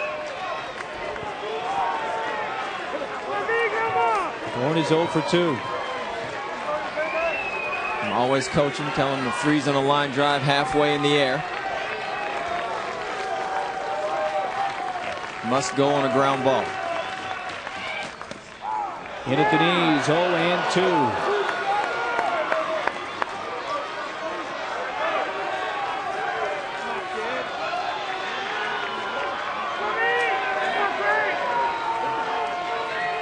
Dorn is struck out looking and grounded out. He's in the hole. Miller's 0-2. Breaking ball, grounded right side. Story goes to second. Safe. He pulled him off the bag. No outs recorded anyway, and a run is scored. Well, the second base umpire, Terry Harrison, made the call that Wetzel came off the bag too soon and said Pill got in safely, and it's 4-3 Fullerton. There was no argument.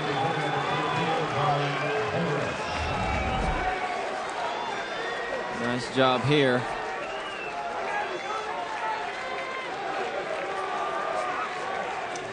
You know, in the big leagues, maybe you get that in the vicinity call, but he was off the base there. Not there. He was definitely off the base.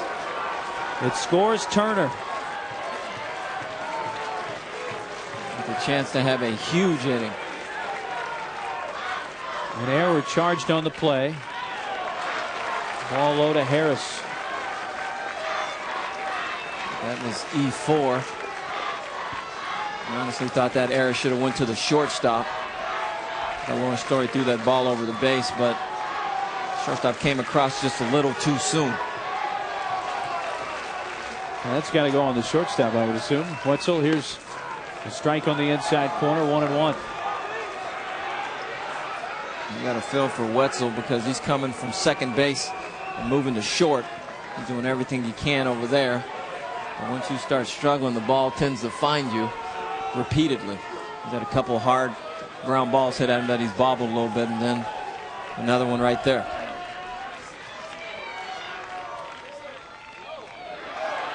Nice job. Runners will hold. That was Monegro blocking it up the third base line. Another good job of drop and block, keeping that ball in front of him. Now he moves his feet. Nice job. Can't be done any better than that. 2 balls and a strike. Ryan Harris, the DH, is grounded to short and fly to left. A fastball up and away. 3-1.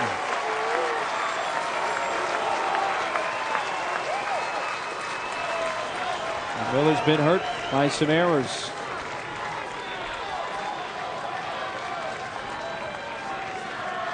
Three unearned runs of the 4 scored by Fullerton. Bases loaded, nobody out. The 3-1 pitch to Brian Harris. Popped up, foul. It's going to twist back towards the seats, I think. No, he missed it. Monegro right up against the screen. May have gotten a glove on that. He couldn't go any further back. But that ball stayed in play. Good job of getting rid of the mask and getting there. Just overruns that just a little bit. Got his glove over his face. And anytime you do that, now you're kind of guessing as to where that ball's going to come out. He ends up hitting off the end of his glove. Always best to catch that ball a little bit off to the side. So you keep your eyes on that ball the whole time. Center field. Moresi coming in and makes the catch. Tagging from third, Davis. Here comes the throw. It's cut off by the first baseman, Sakamoto. It's 5-3 Fullerton. A sac fly for Harris. His 15th RBI.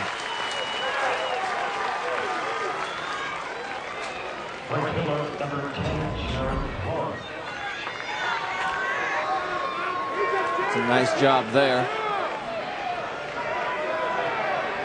Situation like that, the third baseman is always taught to block the runner's eyes, so that's when your third base coach comes into play again. Vanderhook had him tagged just at the right time.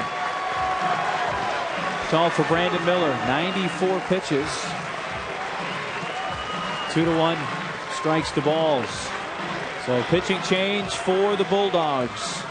Here in the top of the 5th with Fullerton now leading by 2.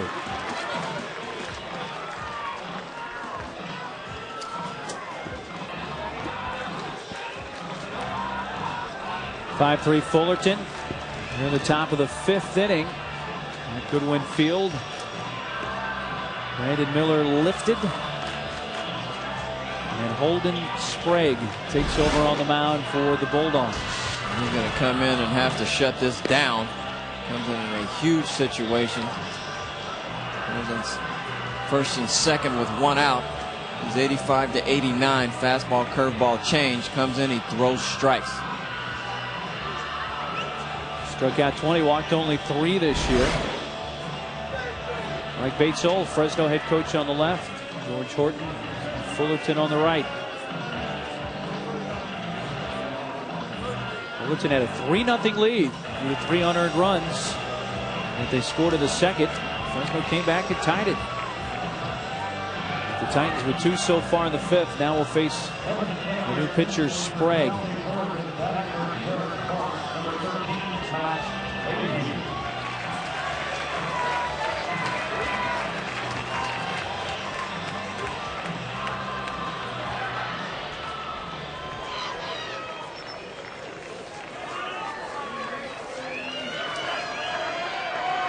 Miller's line to this moment. Still a couple of men on base that are his responsibility. Matthew Fahey pinch hitting here for the right fielder Clark. Ball 1 low.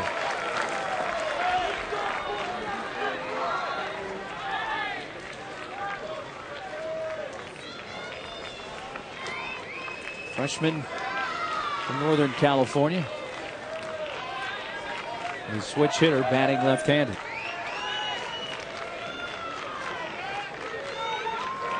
2 on, 1 out. 2 balls, no strikes. There's 19 at bats on the season for Fahey. One of his 5 hits, though, is a home run.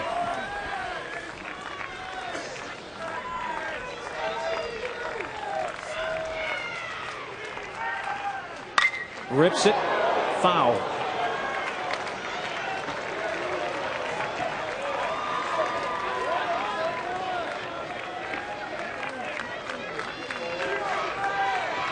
Bobby Jones, pitching coach for Fresno State.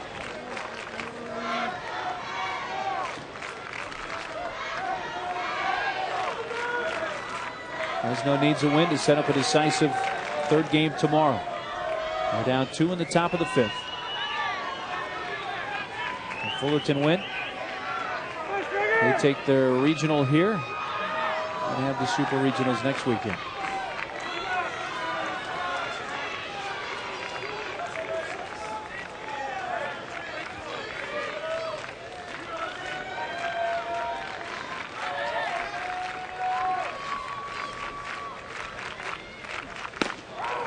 Strike on the breaking ball. 2-2.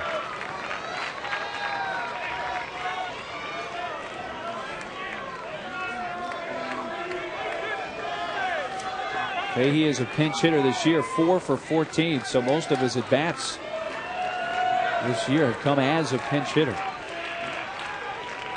He's pinch hitting here for Jared Clark. Well outside and a full count.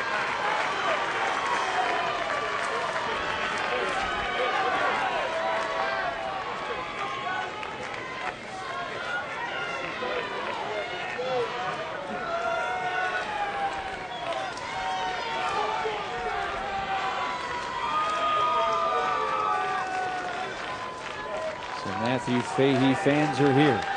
3-2 pitch. Runners are going, and it's inside, ball 4.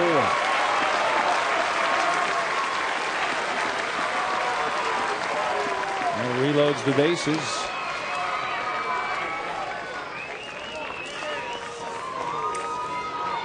For a guy who's only batted 19 times, that's a pretty impressive cheering section. I'll give him that. He does his job, gets on base. Lifting.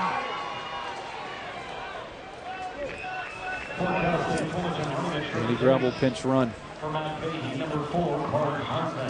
Hardman, I'm sorry, will be the one that pinch runs. So have Hardman run, and then he can stay in the game and play the outfield.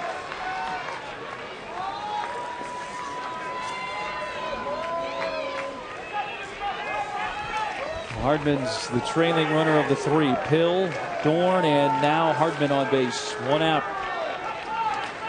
Switch hitting catcher Corey Vanderhook 0 for 1 with a sacrifice. He looks at ball 1. 5-3 Fullerton, top of the 5th.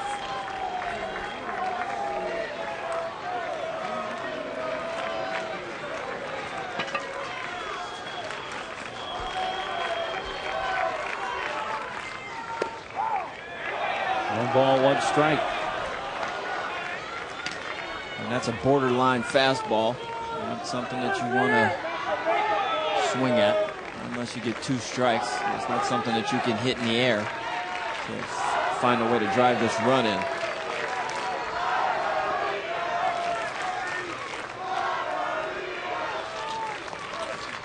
Vanderhook, fly ball right center field. Moresi makes the grab. Pill tagging. Throw coming. Cut off. Second sac fly of the inning. This one from Vanderhook. Brings in Pill with the 3rd run of the inning, and it's 6-3 Fullerton. Good job by Vanderhook.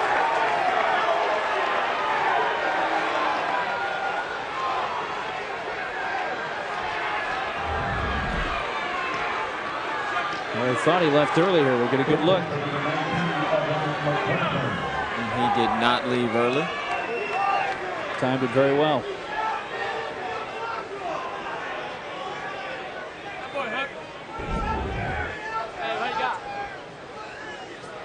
George Horton checking his lineup card.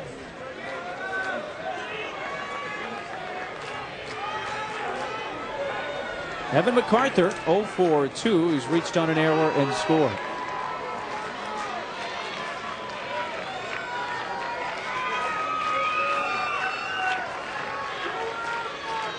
In a 3-run inning for the Titans.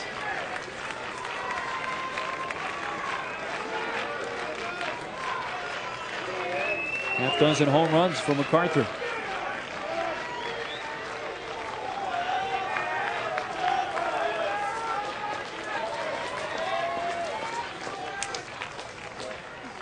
Sprague gets ahead, strike one.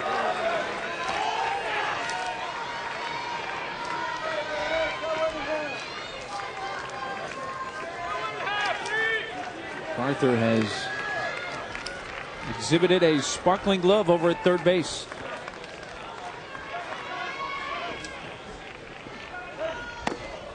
A little bit low, a ball and a strike. Runners at first and second with 2 outs.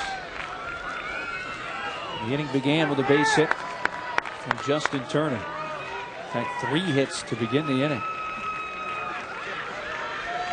followed by an error. The 1-1. Breaking ball. It's softly fouled back.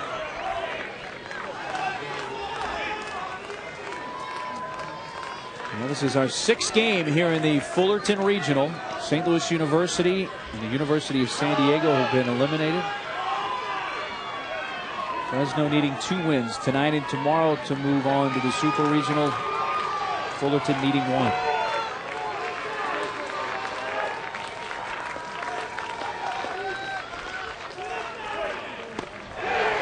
The inning, 3 runs as 8 men come to the plate for the Titans.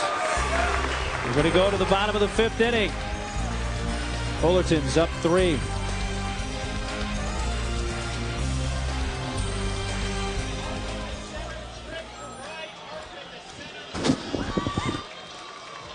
Welcome back here to Fullerton.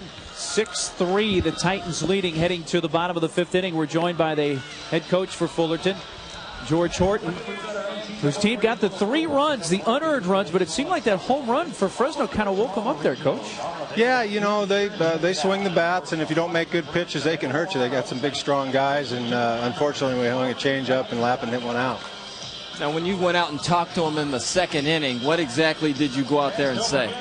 Well, I thought he was pulling off a little bit, and his rhythm was kind of off. He's a rhythm guy and didn't have the fastball going downhill, and he's starting to get that now. So hopefully we'll get his fastball with some angle, and he can complement that with his other pitches. How locked in is your top of the order right now? It seems like Turner and Davis are seeing the ball very well. Yeah, the left-hander had us guessing for a while, and we just huddled up and said, let's quit guessing, get big in the box, and start taking command of our at-bats. And got a good inning there. Let's hopefully we can sustain it. Coach, we appreciate your time. Thank you. Head coach George Horton, 10th season here as the head man at Fullerton. A couple of changes for Fullerton in this inning as we take a look at Justin Turner, who's knocked in a couple of runs. Brandon Tripp moves from center field to right field. Clark Hardman stays in the game and takes over in center.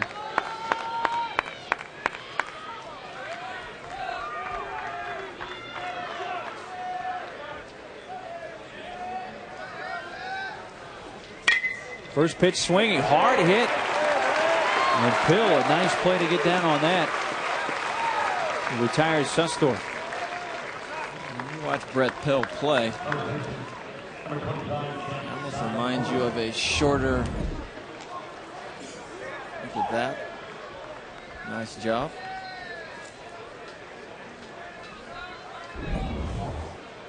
He's got a nice body on him, nice slender frame.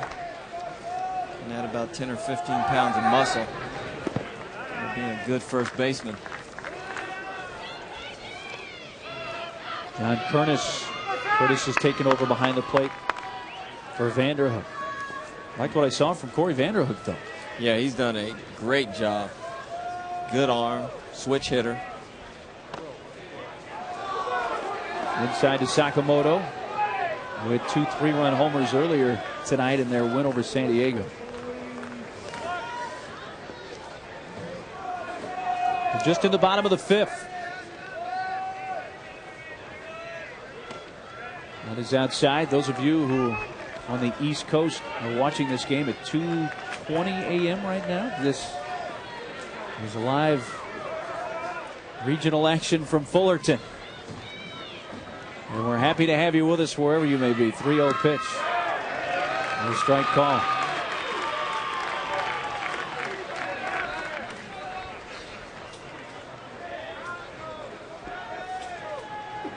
It's interesting to hear what George Horton said about his, I don't know if I should call it a conversation or more of a diatribe that he had with Miller early in the game. The strike on Sakamoto. I'm sure when he just had that interview, he was telling us the kind version of it. That was the sanitized version. Seems to have worked so far. Full count on Sakamoto, who has singled and grounded out. He's been staked to a 3-run lead once already. Let's see if he can figure out a way to get through an inning without giving up a run. Just a tad low, and it walks Sakamoto with 1 out in the 5th. See how close this one was. This ball is definitely down. That's below the catcher's shin guards, and he actually brought that ball up, framed it, brought it up about 6 inches. That's clearly a ball. First walk allowed by Miller. A base runner on for center fielder Nick Moresi, who's 2 for 2. A couple of singles, an RBI, a run scored, has also stolen a base.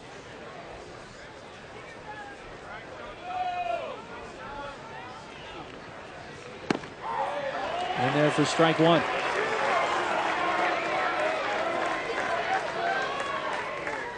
Nice night for Moresi. He's had a very good Fullerton regional.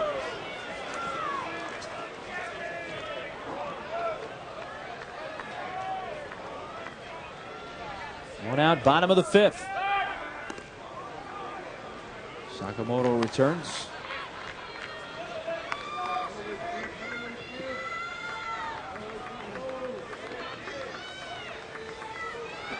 Nine steals for Sakamoto this year, caught twice.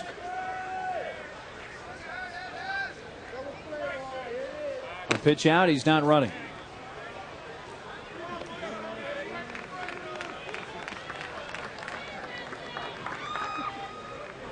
For Dustin Miller, now 71 pitches. And about 5-2 strikes the balls.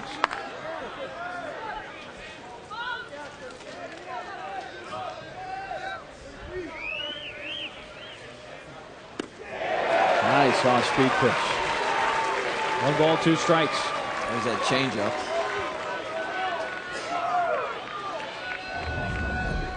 Nice arm action. Way out in front of that pitch.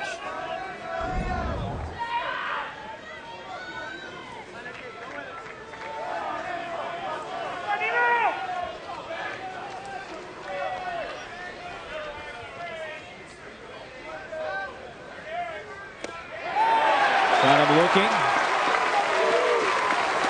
Nasty changeup. Then you throw an 86-mile-an-hour fastball that looks like it's 100 miles an hour. And you get frozen on that inside corner. 4th strikeout for Miller. Right at the knees. Good view there. 2 outs. Ryan Lappin has had the biggest hit for Fresno in this game. His 2-run home run to left sparked them. They were down 3-0 at the time. They made it 3-2. They would eventually tie it in the 3rd. Fullerton untied it with 3 in the top of this inning. Lappin 2 for 2. Rolled foul past 3rd. Lappin had not had a hit yet in the regional before the 2nd inning of this game. No question about that one.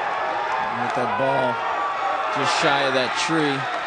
Then there's a street. The ball bounced in the street and then bounced in the parking lot. So you're looking at about 425, 430 feet. That was his 3rd home run of the year. Ball outside, 1 ball, 1 strike.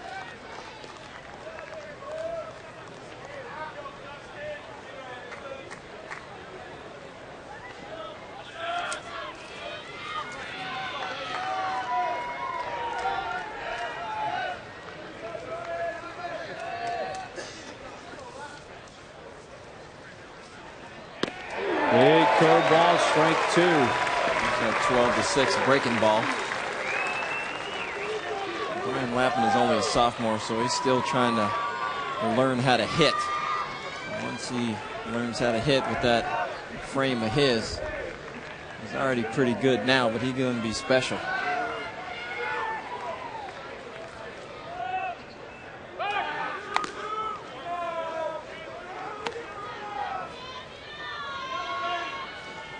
This gives you the thought that he looks like and swings like a Jermaine Guy from Chicago White Sox. And tall, strong, hits the breaking ball very well. He's trying to learn how to hit at this early stage in his career in college.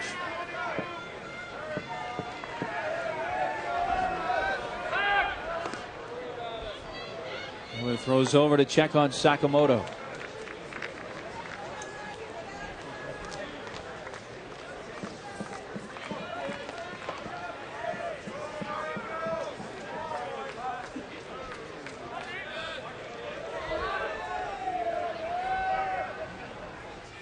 Breaking ball line is short, past Davis in the left center.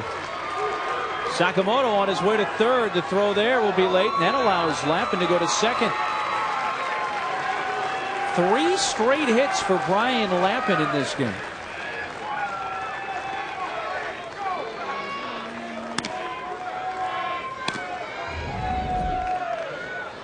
That breaking ball that broke out over the plate. This is where the ill-advised throw comes into play. You want to try and throw that ball to second base to keep that force in order. Make it a lot easier on your infielders. And now a hit could mean 2 runs and make it a 1-run game.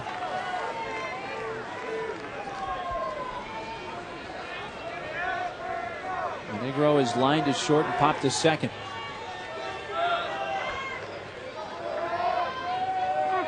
He is the tying run at the plate. He's hit 8 homers on the year. From the windup, Miller pours in a strike.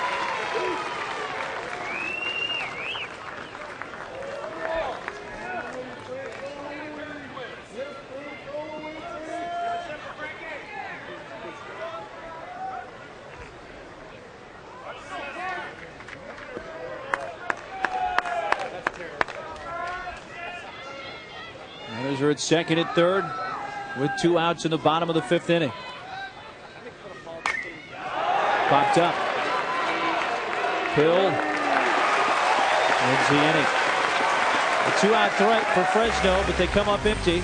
They strand 2 more, and at the end of 5, Fullerton 6, Fresno 3.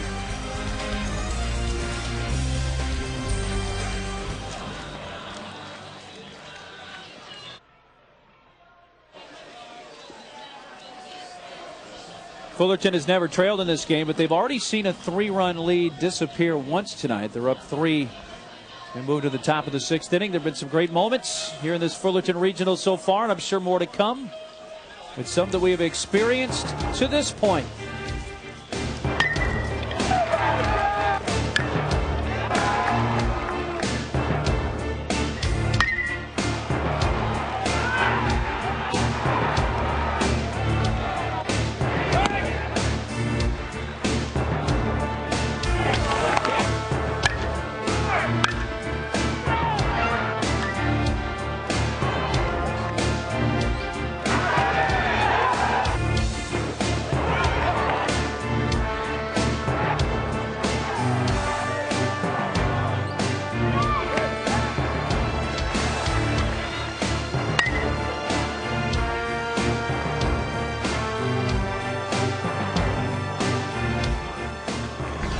San Diego and St. Louis have been eliminated. Fresno State needing 2 wins to head to the Super Regional.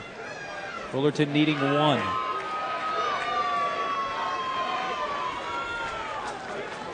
Fresno comes to bat. I should say Fullerton comes to bat. They are the visiting team in this game.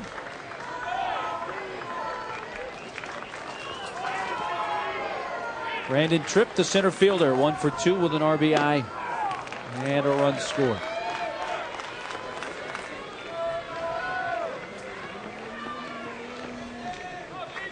Nine 1-2 hitters in the Titans' top half of the 6th.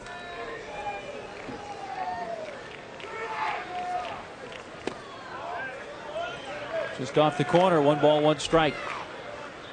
Had some great moments here, Darnell. Out St. Louis, I'm going to remember Bill Musselman, the catcher. Oh, what a gutsy kid. Some tremendous plays that he made. And for San Diego, talk about a resilient team. Man. I mean, all that with their second baseman, Keone Ruth, getting hurt. Just diving for a ball up the middle. Dislocated his shoulder. Hold a shallow right. Drops in between Lappin and Story for a leadoff hit.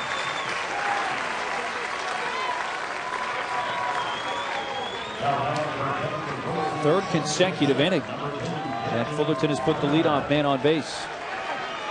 And there's just been so many storylines to this regional. Both St. Louis and San Diego played very good brand of baseball. And their 2 universities should continue to be proud of them. St. Louis Shoot made the NCAA regionals for the first time in 40 years. Look at Bobby Jones, the Fresno pitching coach. Top of the order, Turner watches a strike. He has a 2-run double, a single, and a run scored. 2 out of 3.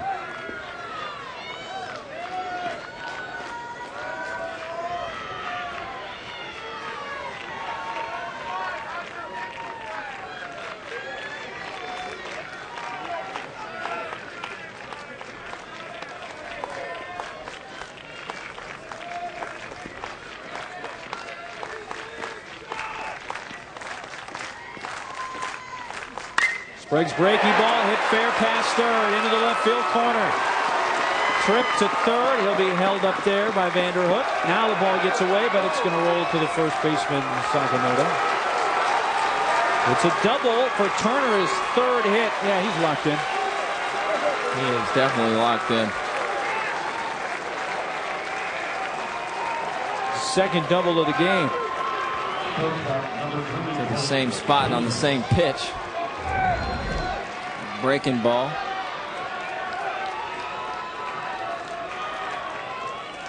Keeps his hands back.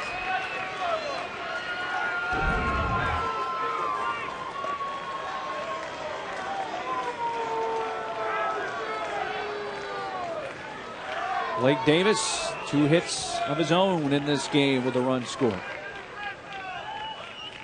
Sprague's breaking ball is strike 1.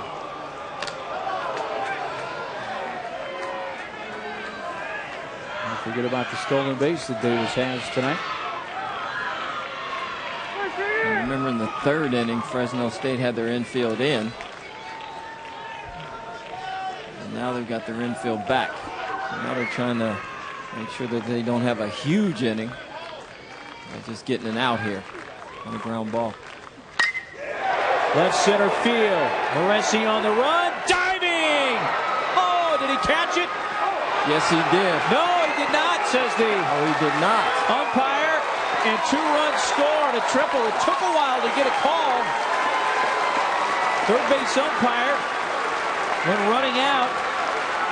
And we're going to get an argument.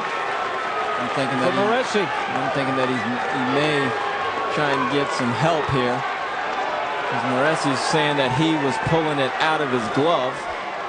So now the umpires are going to get together and see. And once they figure this out, they're going to have to send a whole host of people back to bases. You're talking about a tremendous effort. Look at the effort there. And that ball is a catch. Now he's starting to get up. Now the ball falls out there when he's starting to throw the ball. So that is a catch. No question about it. That's a legal catch.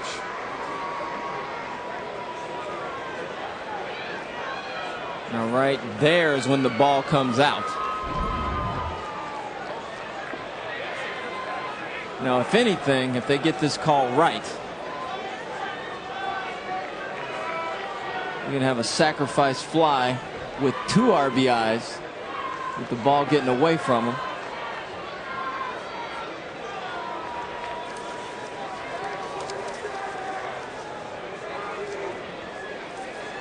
Look at our umpires for this game. And Blake Davis would be out. Davis would be out, but Tripp certainly was going to score. And with the ball coming out of the hand of Moresi, no question that he did.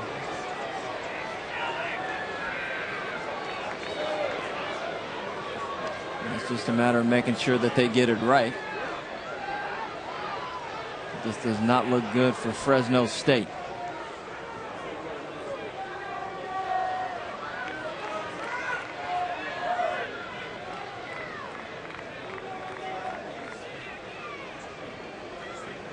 Mike Batesole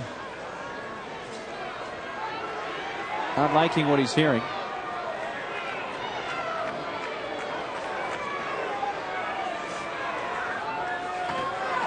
Clearly from that replay, that was definitely a catch. And an amazing one at that.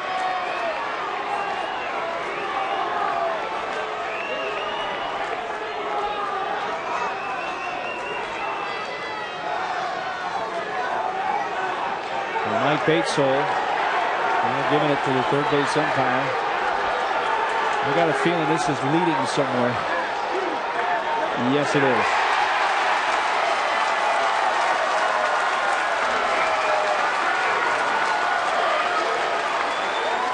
Mike Batesole has been ejected.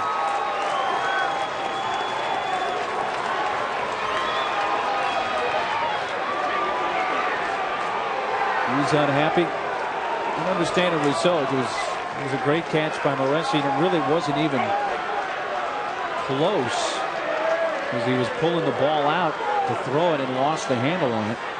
He's got to make sure. Moresi's got to make sure that he doesn't get thrown out too. When your head coach goes out and argues for you and gets thrown out, he's got to leave it at that and continue to play this game, because they cannot afford to lose their head coach and their starting center fielder. Well, I guess here's the question that the umpires are probably thinking. Now, if they say that it is a catch, where are the runners at second and third? And the runner at third is going to score. But what about the runner at second? Is he tagging? He scores on the play as well. That there's a catch, and there's when the ball comes out. So it's actually in his hand when he's transferring. So now he's actually caught the ball, slid, stood up. It gives him ample time to have made that a catch. Reaches in, drops the ball. But I'm like you, I don't know what they would do as far as the base runners are concerned. You know that the first runner's tagged and scored. Yeah, he was definitely going to score, even if that's called a catch in and out. But what about that second runner? That's the question. And was he off the bag? Did he see the safe sign then run? Was he on the bag and actually tagged up and would have legitimately scored? There's a whole can of worms there.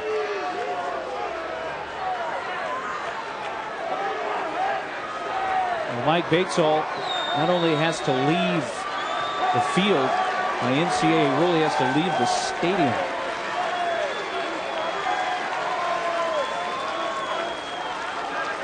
So Fresno gets the short end of that call. A great catch by Moresi. A 2-run scoring to make it an 8-3 Fullerton lead here in the 6th. That's going to turn into a 2-run triple for Davis. Yes. And there's still no outs. There's Davis. We'll get credit for his third hit.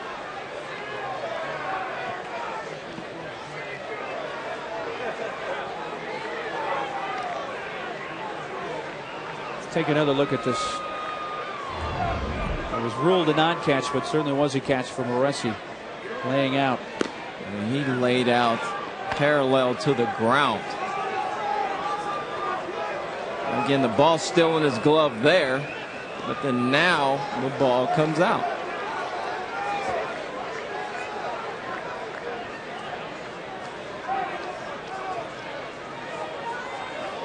Now the ball comes out.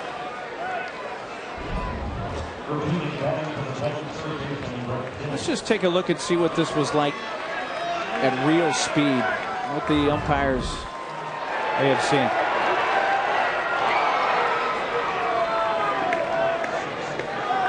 It doesn't look any different than slow speed.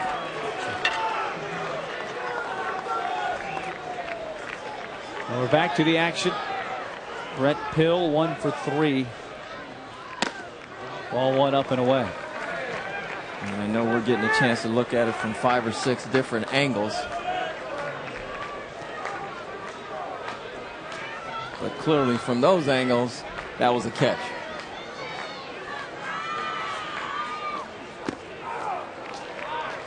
One ball and 1 strike.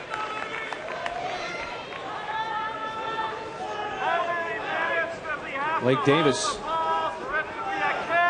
To think his lucky stars. That should have been a catch. Instead, he gets 2 RBIs and a triple. Blocked by Lenegro.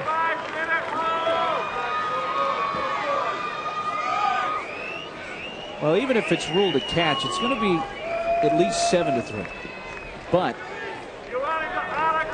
another run scores, and as importantly, there's still nobody out, and that's sent deep to left center field off the bat of Pill. Moresi makes the catch on the warning track, tagging and scoring. Bill comes in on the ball hit by Dorn, and well, now it's 9-3. If we check Nick Moresi's blood pressure right now, it's going to be a little high. Oh, you know he's still smoking. He made sure that ball's caught.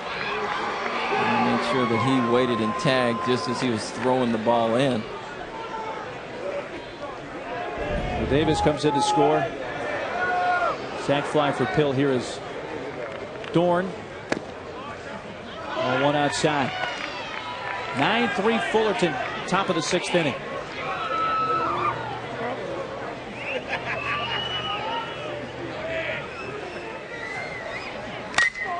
To the alley in right center field. Lappin over to collect it. 2 outs.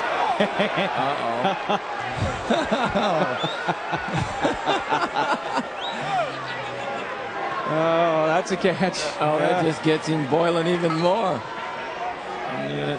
Morrissey's still mad. You could fry an egg on his head right about now. He is hot.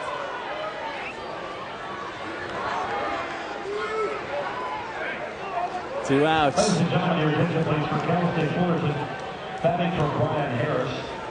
And a pinch hit for Harris.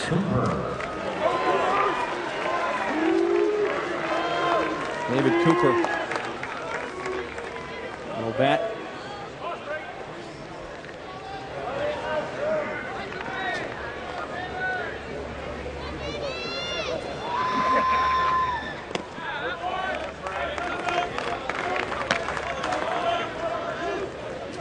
Cooper batting for Harris. 2 outs, top of the 6th. We've got a lot of baseball still to go here, Donnell. Yes, we do.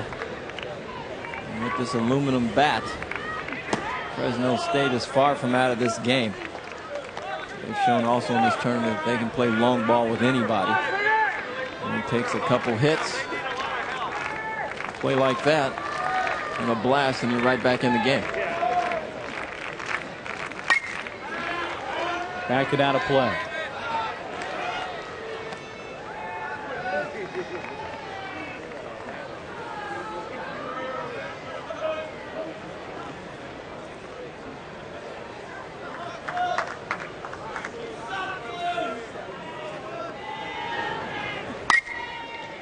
Down the left field side, foul. Well, Mike Batesole ejected.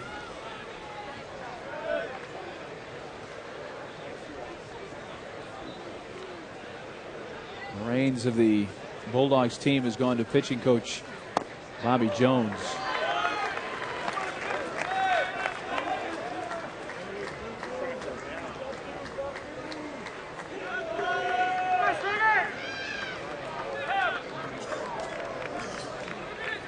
The 3-2 pitch from Sprague. Fly ball right field. Lappin. That ends the inning. Some controversy in the top of the 6th. Fullerton scores 3. They now lead by 6. Yeah.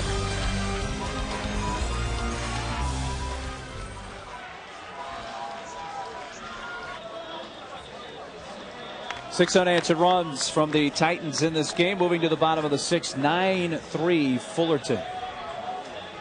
Glad you could stay up with us here at Goodwin Field, along with Darnell Coles. I'm Mark Neely. Tell you what, the Bulldogs are a little bit hot right now. Oh, a little bit hot. I think that whole team is hot. I felt like that was a catch. Obviously, their head coach, Batesel, thought it was a catch too. He gets ejected. I mean, I know the team's dejected, but in this aluminum bat era, you can always come back. They got through that inning. The rest of it, a little bit more unscathed. But what they've got to do now is just find a way to get a base hit, get some runners, and get themselves back in this ball game. But this game is far from over. There's a whole lot of baseball left to play.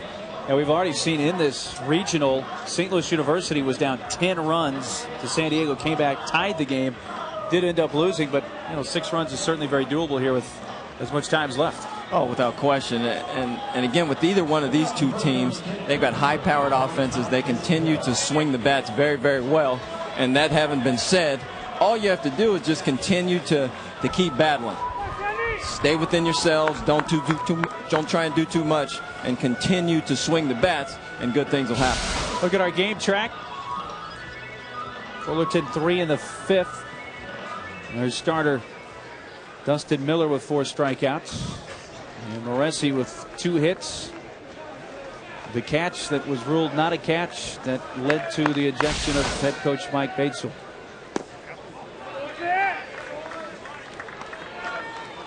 Sometimes this can bring a team together. Sandell 1 for 2 with a single. You do like the fact that the umpires got together. It wasn't like it was just a call that he made and he didn't listen to anybody else. They all got together. They all came back with the same conclusion. Whether it be right or whether it be wrong, you got to give them their dues for at least going through the process of doing it the right way. Now, my opinion is they still got the call wrong, but again, that's just my opinion. The 3-0 pitch. That's a strike. I still think the fact that there were 2 runners on, had that just been the runner at third and the catch ruled a non-catch, maybe they would have ruled differently. And I only say that because the runner at second, that's the wild card there. The runner from third was going to score, tag up and score. But the runner from second, what did he tag? Was he off the bag? Or where were they going to put him? I think that was going to be a big dilemma for him. And I think either way, you're either going to have to deal with head coach Mike Bates or you're going to have to deal with head coach George Horton. Either way, you're going to have to deal with either one of them.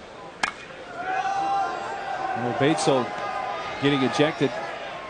It's his thought process like, look, I'm going to stick up for my player. If it gets me thrown out of this game, so be it. Well, I think you have to in a situation like that. You got nothing to lose. Your team's struggling. You're trying to find some way to get them motivated and keep them going. And you got to do everything you can to do so. And I think that was the right move on his part.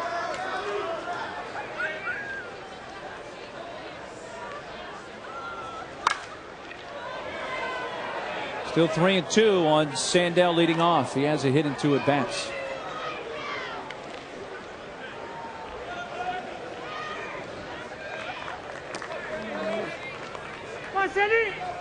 The Bulldogs bench, dugout. Look a little dejected. But still. The appeal denied. It's a leadoff walk for Sandell. Okay, they still got 12 outs to work with. Shortstop number 3, Eric Wetzel. Did he go? No, he did not.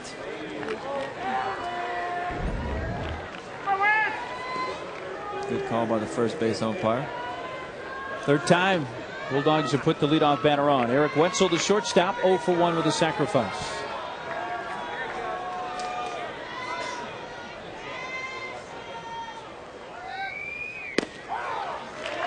Miller drops in a strike.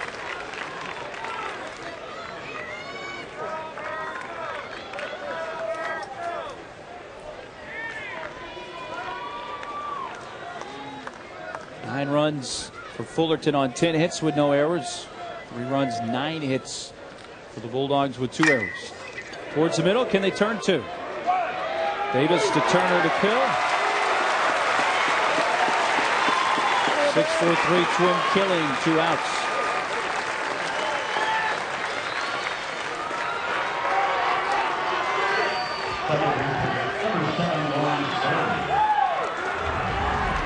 I'm thinking here they may have called this an automatic double play anyway, because he turns there and he doesn't slide directly into the base.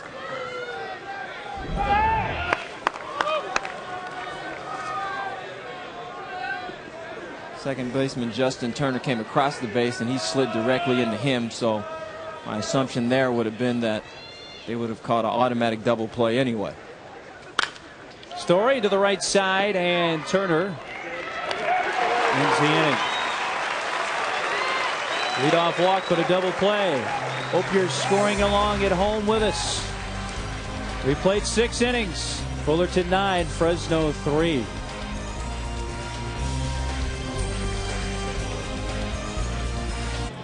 Welcome back to Goodwin Field. 9-10-0 for Fullerton, 3-9-2 for Fresno State. And the road to Omaha continues with the baseball super regionals. You can catch all the action at 8 sites on ESPN and ESPN2. And the action begins June 9th at 1 p.m. on ESPN. For the official results from every NCAA national championship, go to NCAAsports.com. NCAAsports.com is the official online home for all 88 NCAA championships. Coming up on midnight here, local time on the West Coast. Catching a few Z's. I'm certainly glad that it's summer. You don't have to worry about no school. You don't have to worry about that tomorrow morning. Wasn't that the greatest time in the world back then? Oh man, wasn't that out? Whew. Clark Hardman batting for the first time in this game. But I will say this, as much as we got on the umpires a little bit about that play, they have been stellar. They have. They've done a great job. Well, that's really been the only missed call we've seen this weekend. It was some other borderline things. We're not going to pick balls and strikes, but no, things on the bases, and they've done a nice job.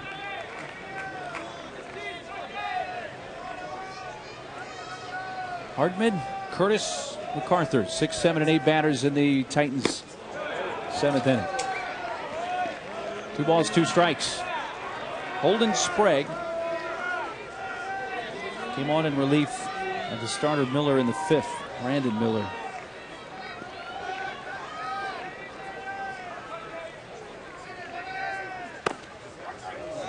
Strike 3 call on the inside corner. That's a nice frame job by catcher Lonigro. Second K for Sprague. Right there, see how he frames that ball back on the inside corner. Nice job there framing that pitch. Now John Curtis.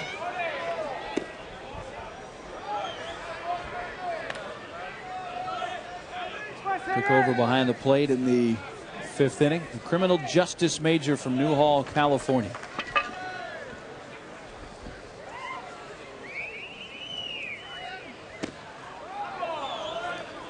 Two balls, no strikes.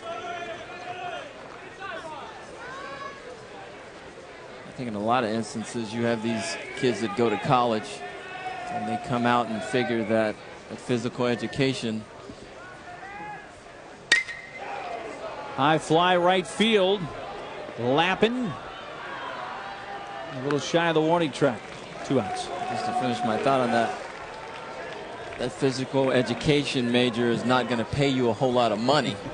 So now they're getting to be lawyers and doctors and physical therapists and all kinds of things.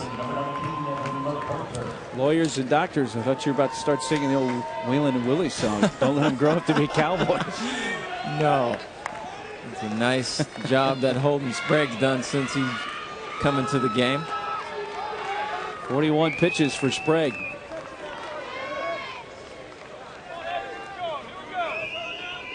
MacArthur has fanned twice, reached on an error, but officially 0 for 3.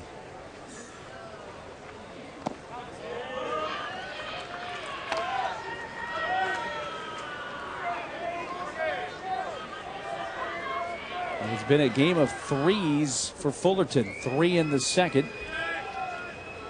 3 in the fifth, and 3 in the sixth. A total of 9 for the Titans. It's going to slice foul out of play.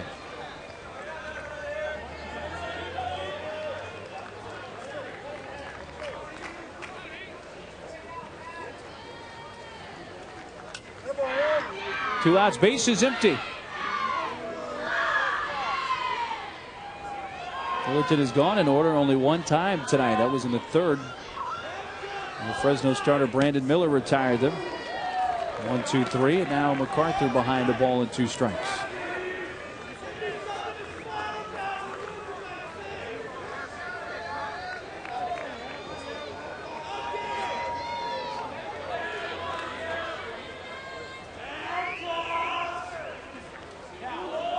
It bounces by. 2 balls, 2 strikes. I just remember being down when I was playing for the Toronto Blue Jays in 1993 when we won this World Series. We were playing the Philadelphia Phillies at Philadelphia in a rain game. It was freezing cold, and we were down 9-2 going into the 6th inning. Throw to first to complete the strikeout. Was that the 15-14 game? I think 15-14 game, and I'll finish that when we come back. Don't go anywhere. Darnell in the World Series. When we come back, it's the stretch time in Fullerton.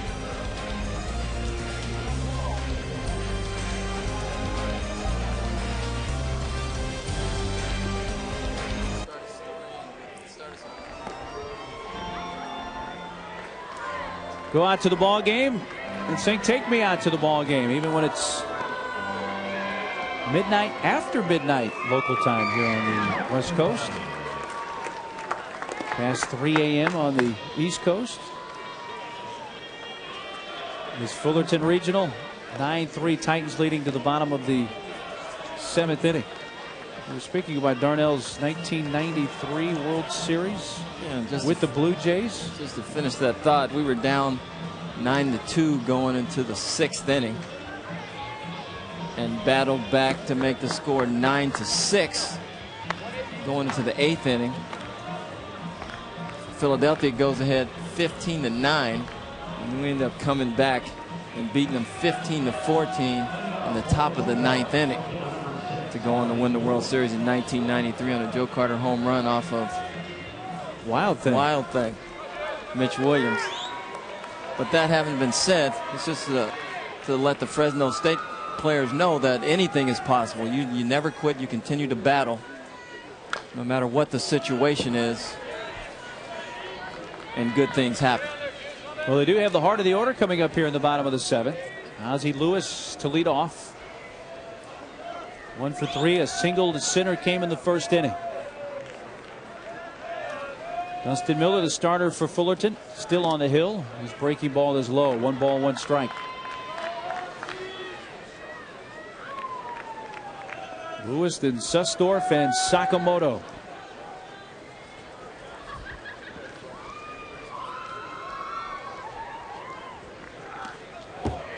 Back to the screen it goes. 2-1. Fresno State just needs base runners.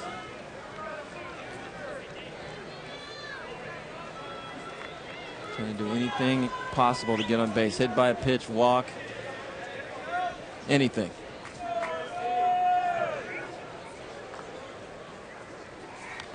Got a little piece of that. Fouled back. 2-2.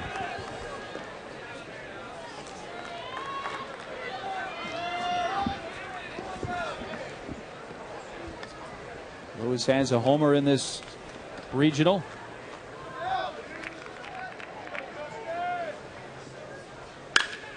He It's a line drive to left. Dorn eludes him and goes to the fence.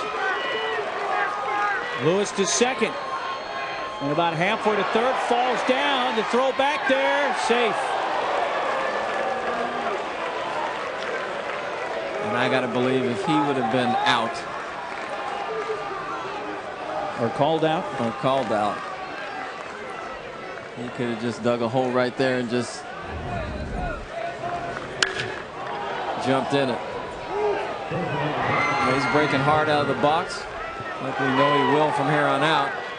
Now he's being a little over aggressive there, slips and falls. And luckily enough, he gets back to second base. Second hit for Lewis.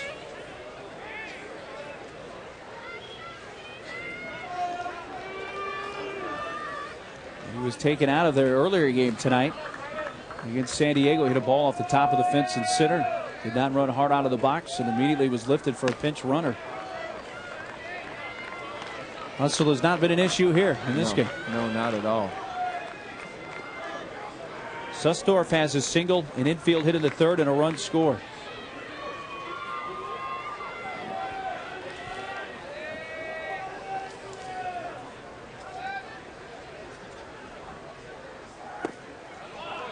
And I don't think hustle should ever be an issue.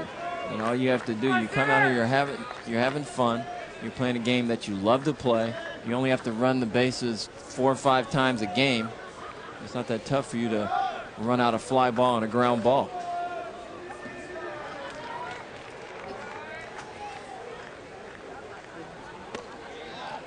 All three is outside. But I mean, that's why all these college coaches and scouts that sit in the stands have these stopwatches. They come to watch you run. And you can lose or make a whole lot of money just based on the fact that you run out your fly balls and your ground balls.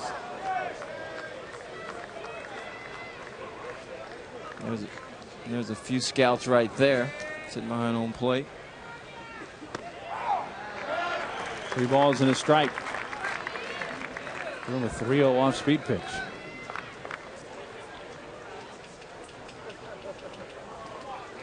He's 2 pitches shy of the century mark. Here's number 99.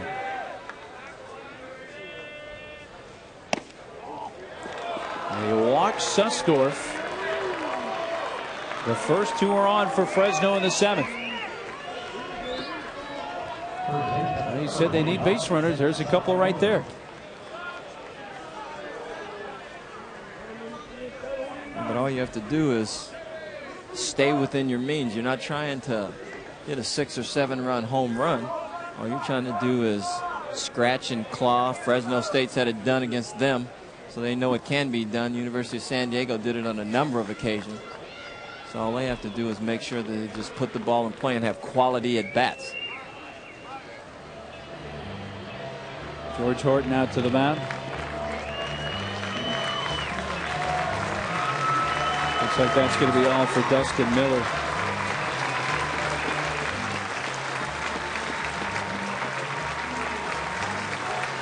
That's another nice effort by the number 3 starter for Cal State Fullerton. 6 innings plus 2 batters into the 7th for Miller. He gets a nice hand.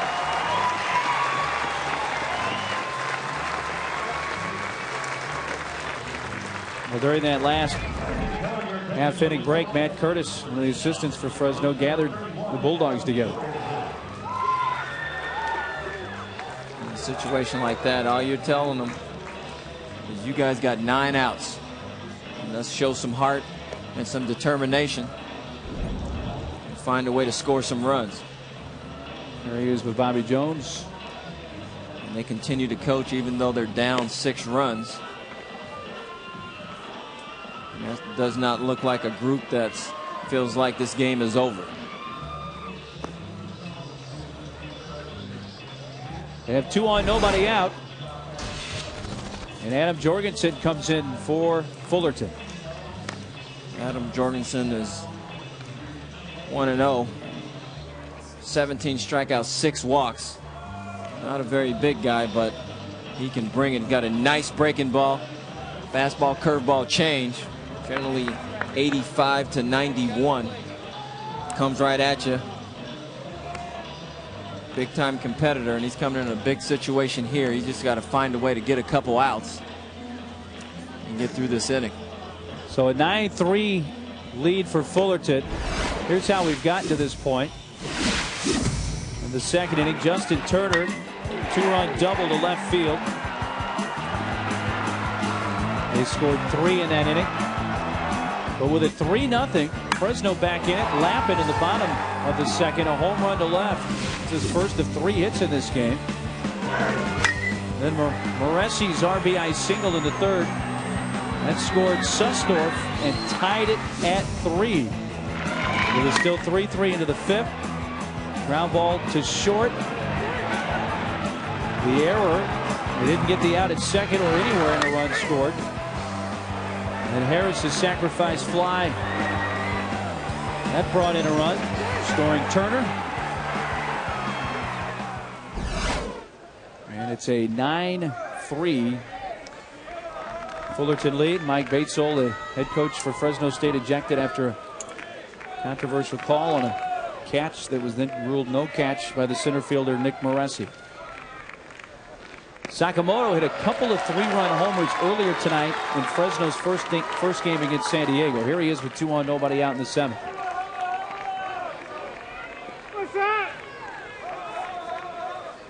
He's 1 for 2 in this game with a single and a walk.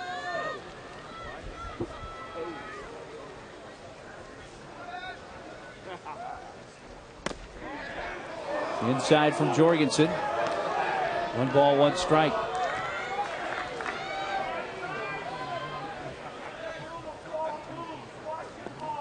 Two on, nobody out. Lewis led off with a double. Susdorf walked. Jorgensen has replaced Dustin Miller on the mound for Fullerton. Back to the mound. He's going to go to second for 1, to first 2.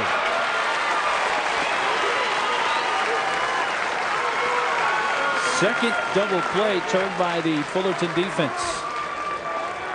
Lewis over to third with 2 outs.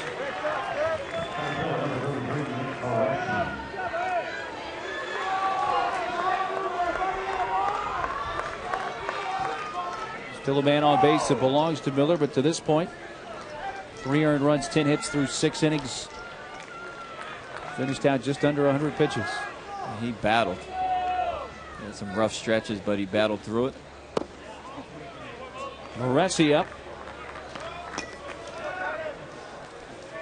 He's batting for the first time since his diving catch in center field was ruled a non-catch.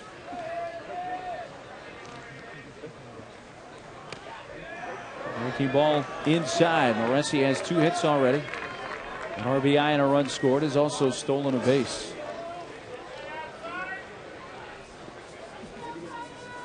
Fullerton by 6, bottom of the 7th. If Fullerton wins, they take the regional and move on to the super regional. Fresno needing a win tonight and tomorrow to accomplish that.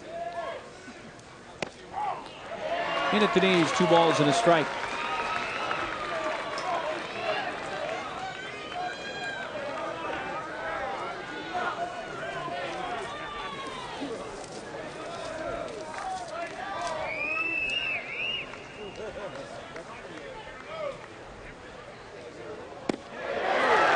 It up at 2 balls and 2 strikes.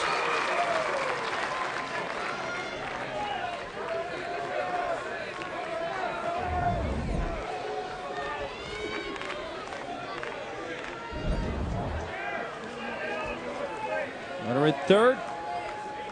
Lewis, 2 outs. The 2-2 pitch. Moressi chases it and strikes out. He's tagged by the catcher Curtis before he can escape the batter's box. A leadoff double by Lewis. They had 2 on, nobody out. But Fresno fails to score. We've played 7 here in Fullerton.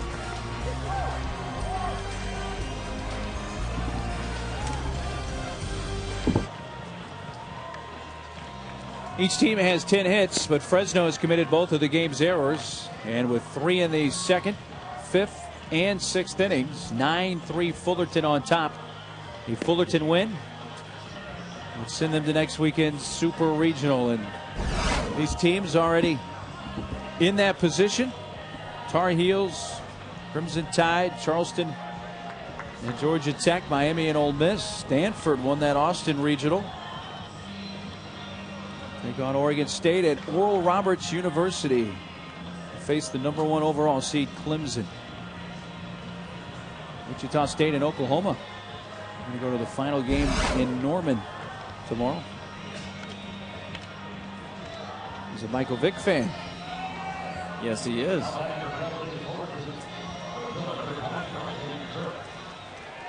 That must be a universal jersey because my 14-year-old has one just like it.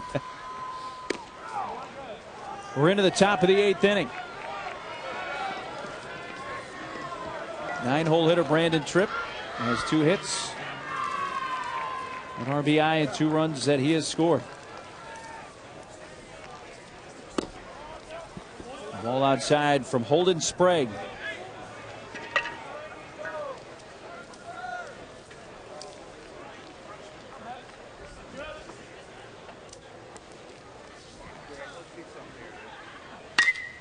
Tripp sends it deep to left center field. Lewis on the move, curling onto the track, falling down, can't get it. Picked up by Moresi, heading for third. Tripp, and he's in standing up.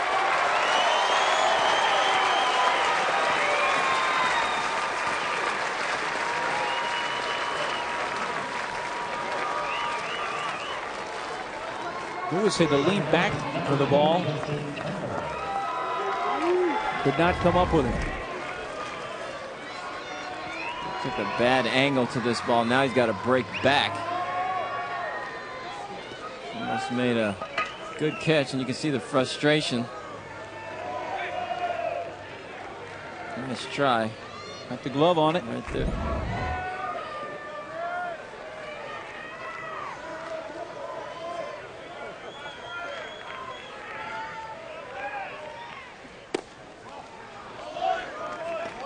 For the leadoff triple. Turner's up there looking for his 4th hit.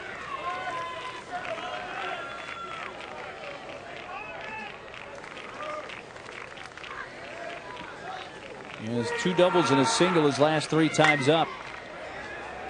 To left field, and Lewis coming in for it. And that will not be deep enough to score the run. The bluff of a tag draws a throw. Tripp remains at third with 1 out.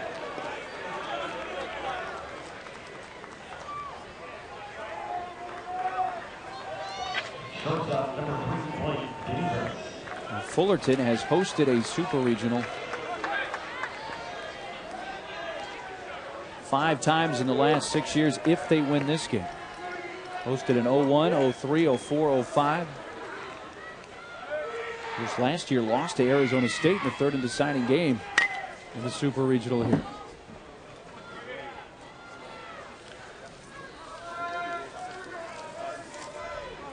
#28th time in the tournament for Fullerton. 15 in a row. And that 2002 season was the last time Fullerton did not advance to the Super Regionals. And 4 national championships, including the last one in 2004. After losing to Arizona State last year in the Super Regionals, you had 14 guys drafted. Most of those guys came back just for the simple reason that they felt like they had some unfinished business. They could come back and try and win a national championship. Fly ball to right field. This is going to be interesting with Lappin's arm. He's got a good one, but it's going to be a little up the line and just a hair late. A sacrifice fly for Davis. 3rd RBI. It scores Tripp, and it's 10-3 Fullerton.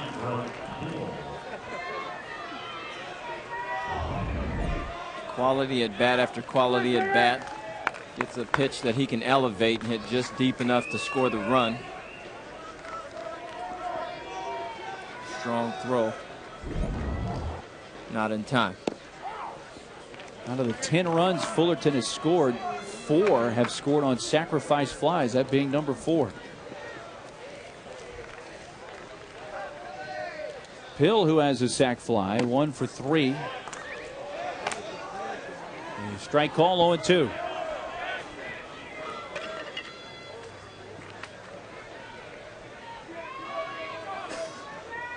2 outs with the bases empty in the top of the 8th inning.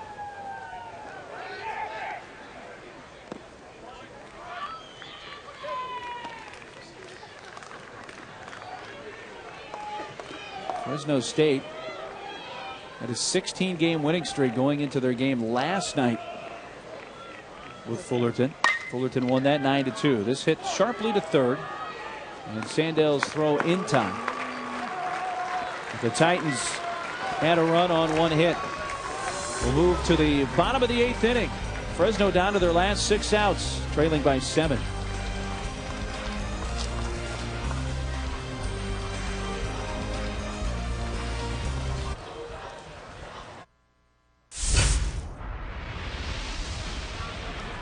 The road to Omaha may very well be passing right through Fullerton, California. Fullerton with a win. Be hosting a Super Regional here next weekend, and they're up 10-3 into the bottom of the 8th inning. Bulldogs bring up the 6, 7, and 8 batters. Get a nice view from center field here of Goodwin Field, the Cal State Fullerton campus. It's such a beautiful complex. The girls' softball complex is just over the right field bleachers. Back to back, the batting cages kind of match up so that the girls are right there where the guys are. Here's the scoreboard for the softball field. And this is a very, very nice complex.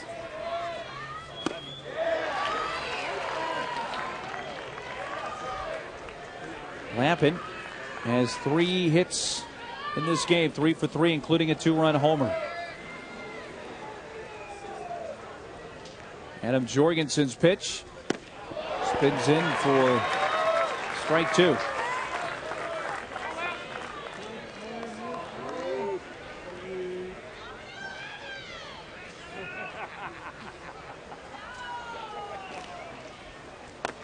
Look out. Oof. Leaning out over the plate. Got a grin on his face. A ball and 2 strikes. That had a little hair on it there. He's leaning out over the plate thinking that he's going to get a breaking ball, and it was actually not as close as you'd think it was. There's the breaking ball, and he hits it into right for a leadoff hit. 4 for 4. Lappin had gone hitless with the first 3 Fresno State games of this regional, but has a perfect night in this rematch with the Titans. And the reason he's swinging better tonight is that he's taking some good swings at some breaking balls. He was way out in front of breaking balls the first couple days. Made some adjustments when the batting cage got some extra work in. And those adjustments have worked out just fine for the 4 hits that he's got tonight.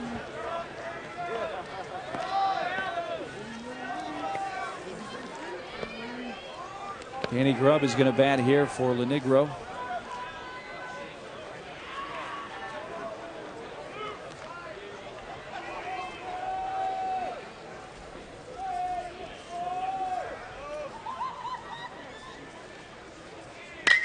He strokes one to the alley in left center field. A nice running catch by Harden. We got a terrific jump. 1 out. He got a terrific jump indeed. And he was off at the crack of the bat. Number 9 there, Christian Vittert. You see the cast on the left thumb. He broke that thumb in the Western Athletic Conference tournament. He was their everyday shortstop, having a great year with the glove and the bat. The Western Athletic Conference Player of the Year this year. They had to play in the NCAA tournament without him, and these are the numbers that he had put up, leading the team with 58 RBIs. He's in uniform because he would be able to pinch run if they needed him, which that situation has not occurred. Which absolutely makes no sense. You're not trying to get the kid hurt, because once you get out there on the bases and you get your adrenaline going, And that's all he needs is to put that left hand down and jam that thumb in the ground. So that would not be a good idea. Injury occurred May 26th in their Western Athletic Conference tournament game against San Jose State. It's a two-time first-team all-WAC performer last year and this year, and again player of the year in the conference in 2006. And Fresno State has had to finish this season without him. And that altered the infield defense, brought Story in from the outfield to play second base, and that whole domino effect been a big part of the end of the season for the Bulldogs.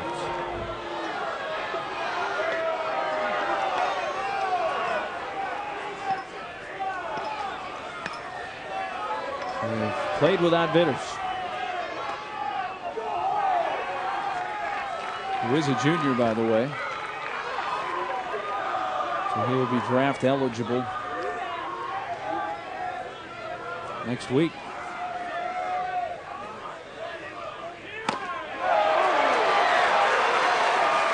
Two outs. I guess I could actually say it's this week, wouldn't it? Since it's Tuesday. Now into Monday morning, it's tomorrow, right? Even on the West Coast here, it's early Monday morning. Early Monday. Folks back on the East Coast, glad to have you with us. What, 3:30 a.m. local time. 0-1 count. Eric Wetzel, the shortstop, 0 for 2 with a sacrifice bunt.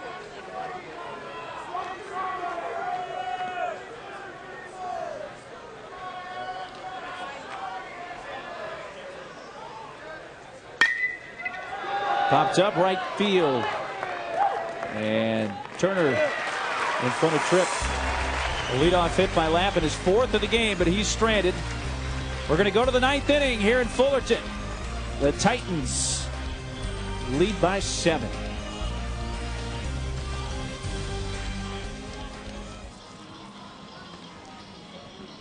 The hits are even at 11 aside, but the runs are not. 10-3 Fullerton into the top of the 9th inning.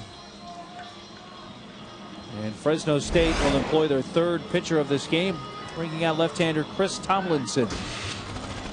Chris is 86 to 88 miles an hour fastball, curveball change. Hadn't got a chance to pitch all that much this year, getting his feet wet here. He pitched 3 innings on the whole year. It's a good time to get into a regional against a very good hitting Cal State Fullerton team. And in the 9th inning, 4, 5, and 6 part of the order, middle 3 for Fullerton. Fullerton had the 3-0 lead. That disappeared. It's tied at 3. We went into the top of the 5th. The 3-run 5th for the Titans. They have not trailed in this game and have led since that 5th inning. Cleanup hitter Danny Dorn will lead off.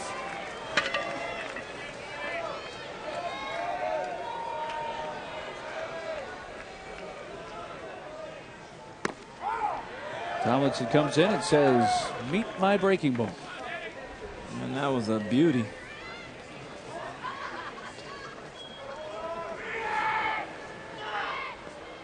And he bounces the next one up there. 1 ball, 1 strike.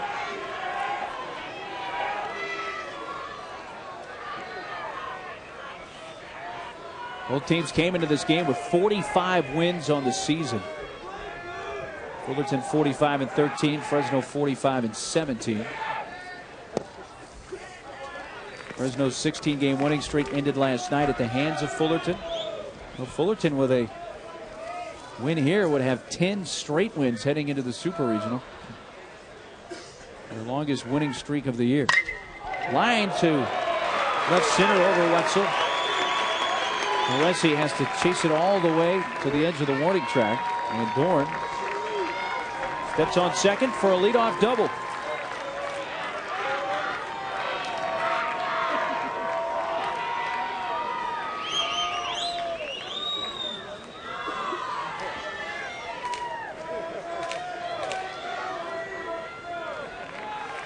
George Horton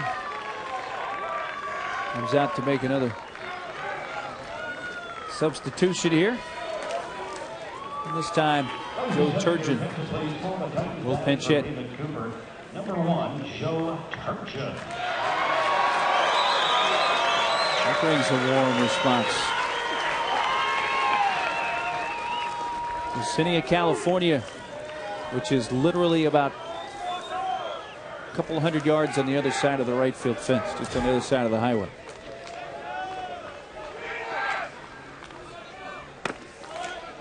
Ball one is high.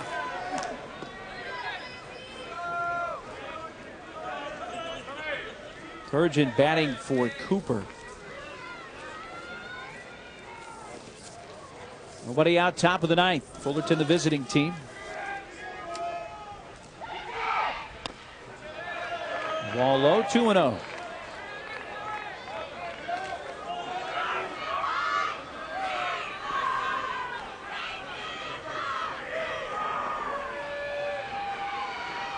St. Louis and San Diego already eliminated.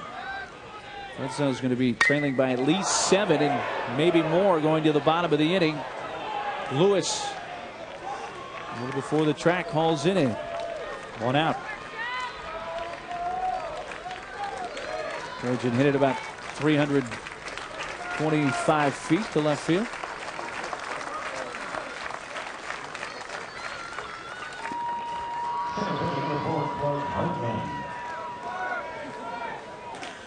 With 1 out, Clark Hardman steps in. He batted once and was called out on strikes in the 7th. It's the breaking ball, foul off the end of the bat.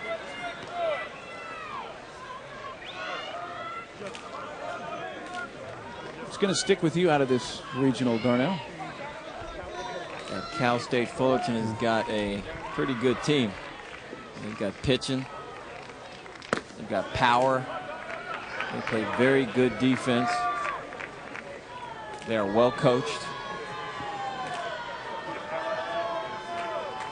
Not going to be easy for anybody to come in here and take 2 or 3 from them. It's going to be tough.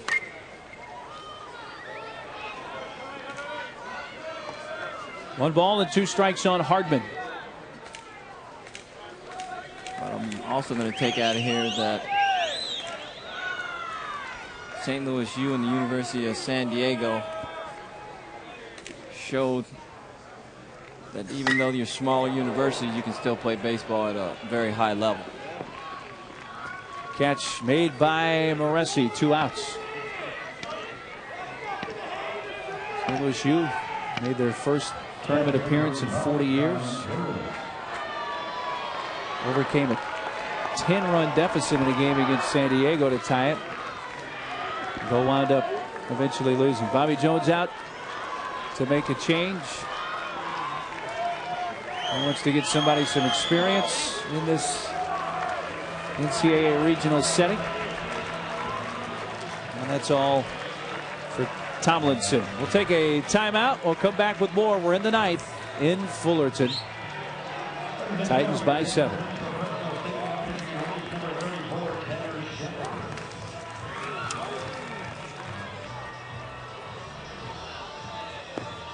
(10-3) Fullerton, top of the 9th with 2 outs. Bulldogs want to bring in Tanner Shepard. Here's his first warm-up pitch. This almost looks like Bull Durham. And he actually just threw another one to the screen. You got to be prepared to bring a billboard like that. The only thing we needed was a big bull walking across the back near home plate. Just rattle one off the top of his head. Tanner Shepard's pitched a little bit less than 15 innings this year. With a high ERA based on those walks.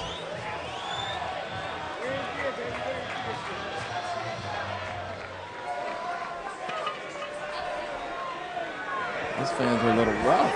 Yeah, for this late. Be an athlete one time. Jeez. That's harsh. That is hardcore. Maybe late, but Ladies still have a acerbic win out there. Cutting the 1-0 pitch. Line to left field. Lewis catches that sinking line drive. The last chance for the Bulldogs is just ahead. They're down to their final 3 outs. They have the top of the order coming up.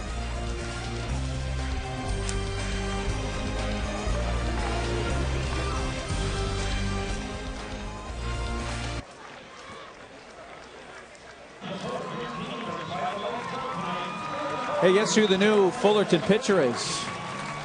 Might it be number 51, Ryan Paul? She's got a sign for everybody. This is generally Vinny Pestano's setup guy. Nice numbers. Some real good numbers. Anywhere from 86 to 91 miles an hour. Has a tendency every now and then to overthrow. Done a pretty good job in the setup role, but now he's getting a chance to close. We're also going to be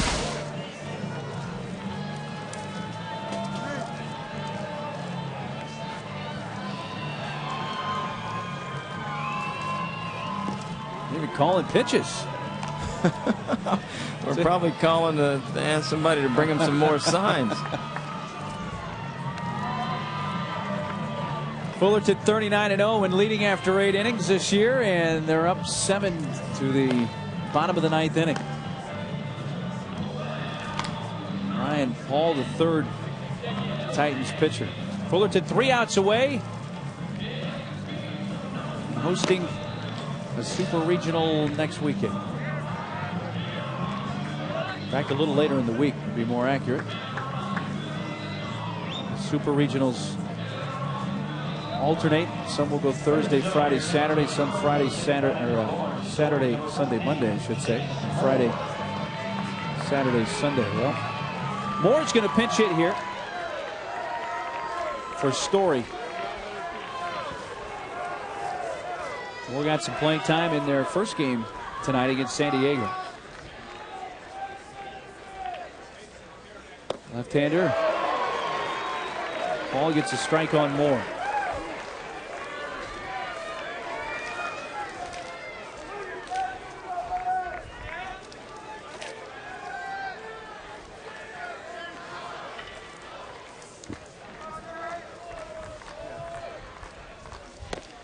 No balls, 2 strikes. George Horton there in the middle. There's Ted Silva on the right. He works with their pitchers, and he was an outstanding pitcher here at Fullerton. Mid-90s, helped lead them to a national championship.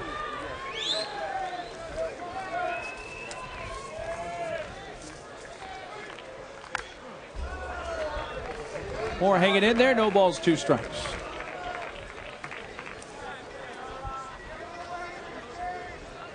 Unless they rally big here, Fresno will finish the year at 45-18. Despite dropping 2 of their last 3 games, will have won 17 of their last 19. 1 out.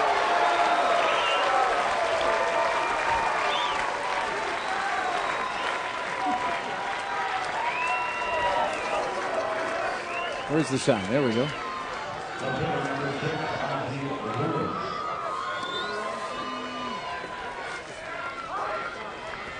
One down for Ozzie Lewis, the left fielder. 2 hits, including a double in his last at bat. Check swing. Did he go? Yes. Third base umpire Mike Gillis.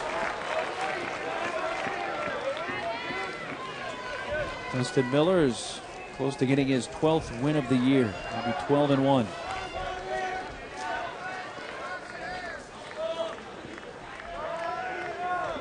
If that's your number 3 guy, Fullerton's pretty deep in that starting rotation. Yes, they are.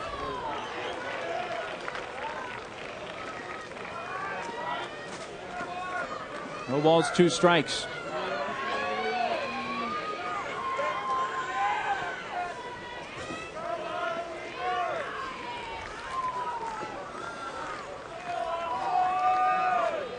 Fresno State out of the Western Athletic Conference. They're 45 wins this year. Their most since 1988. Third all time in Bulldogs history.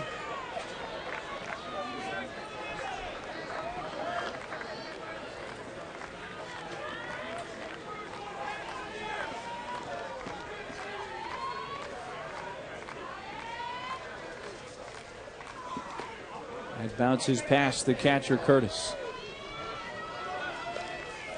It's a definite overthrow of the curveball.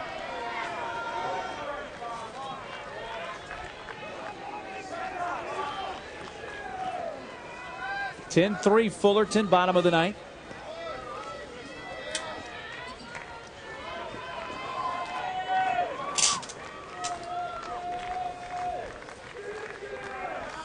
The 2-2 from Paul.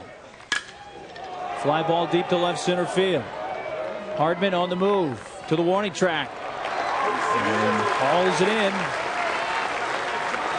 2 outs.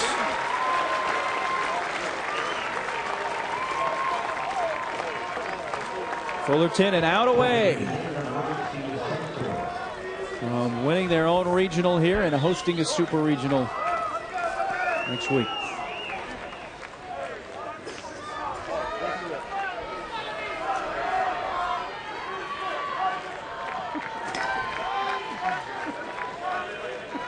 Steve Sussdorf, the DH, 1 out of 3. He has singled, walked, scored a run, and fouls it at the plate.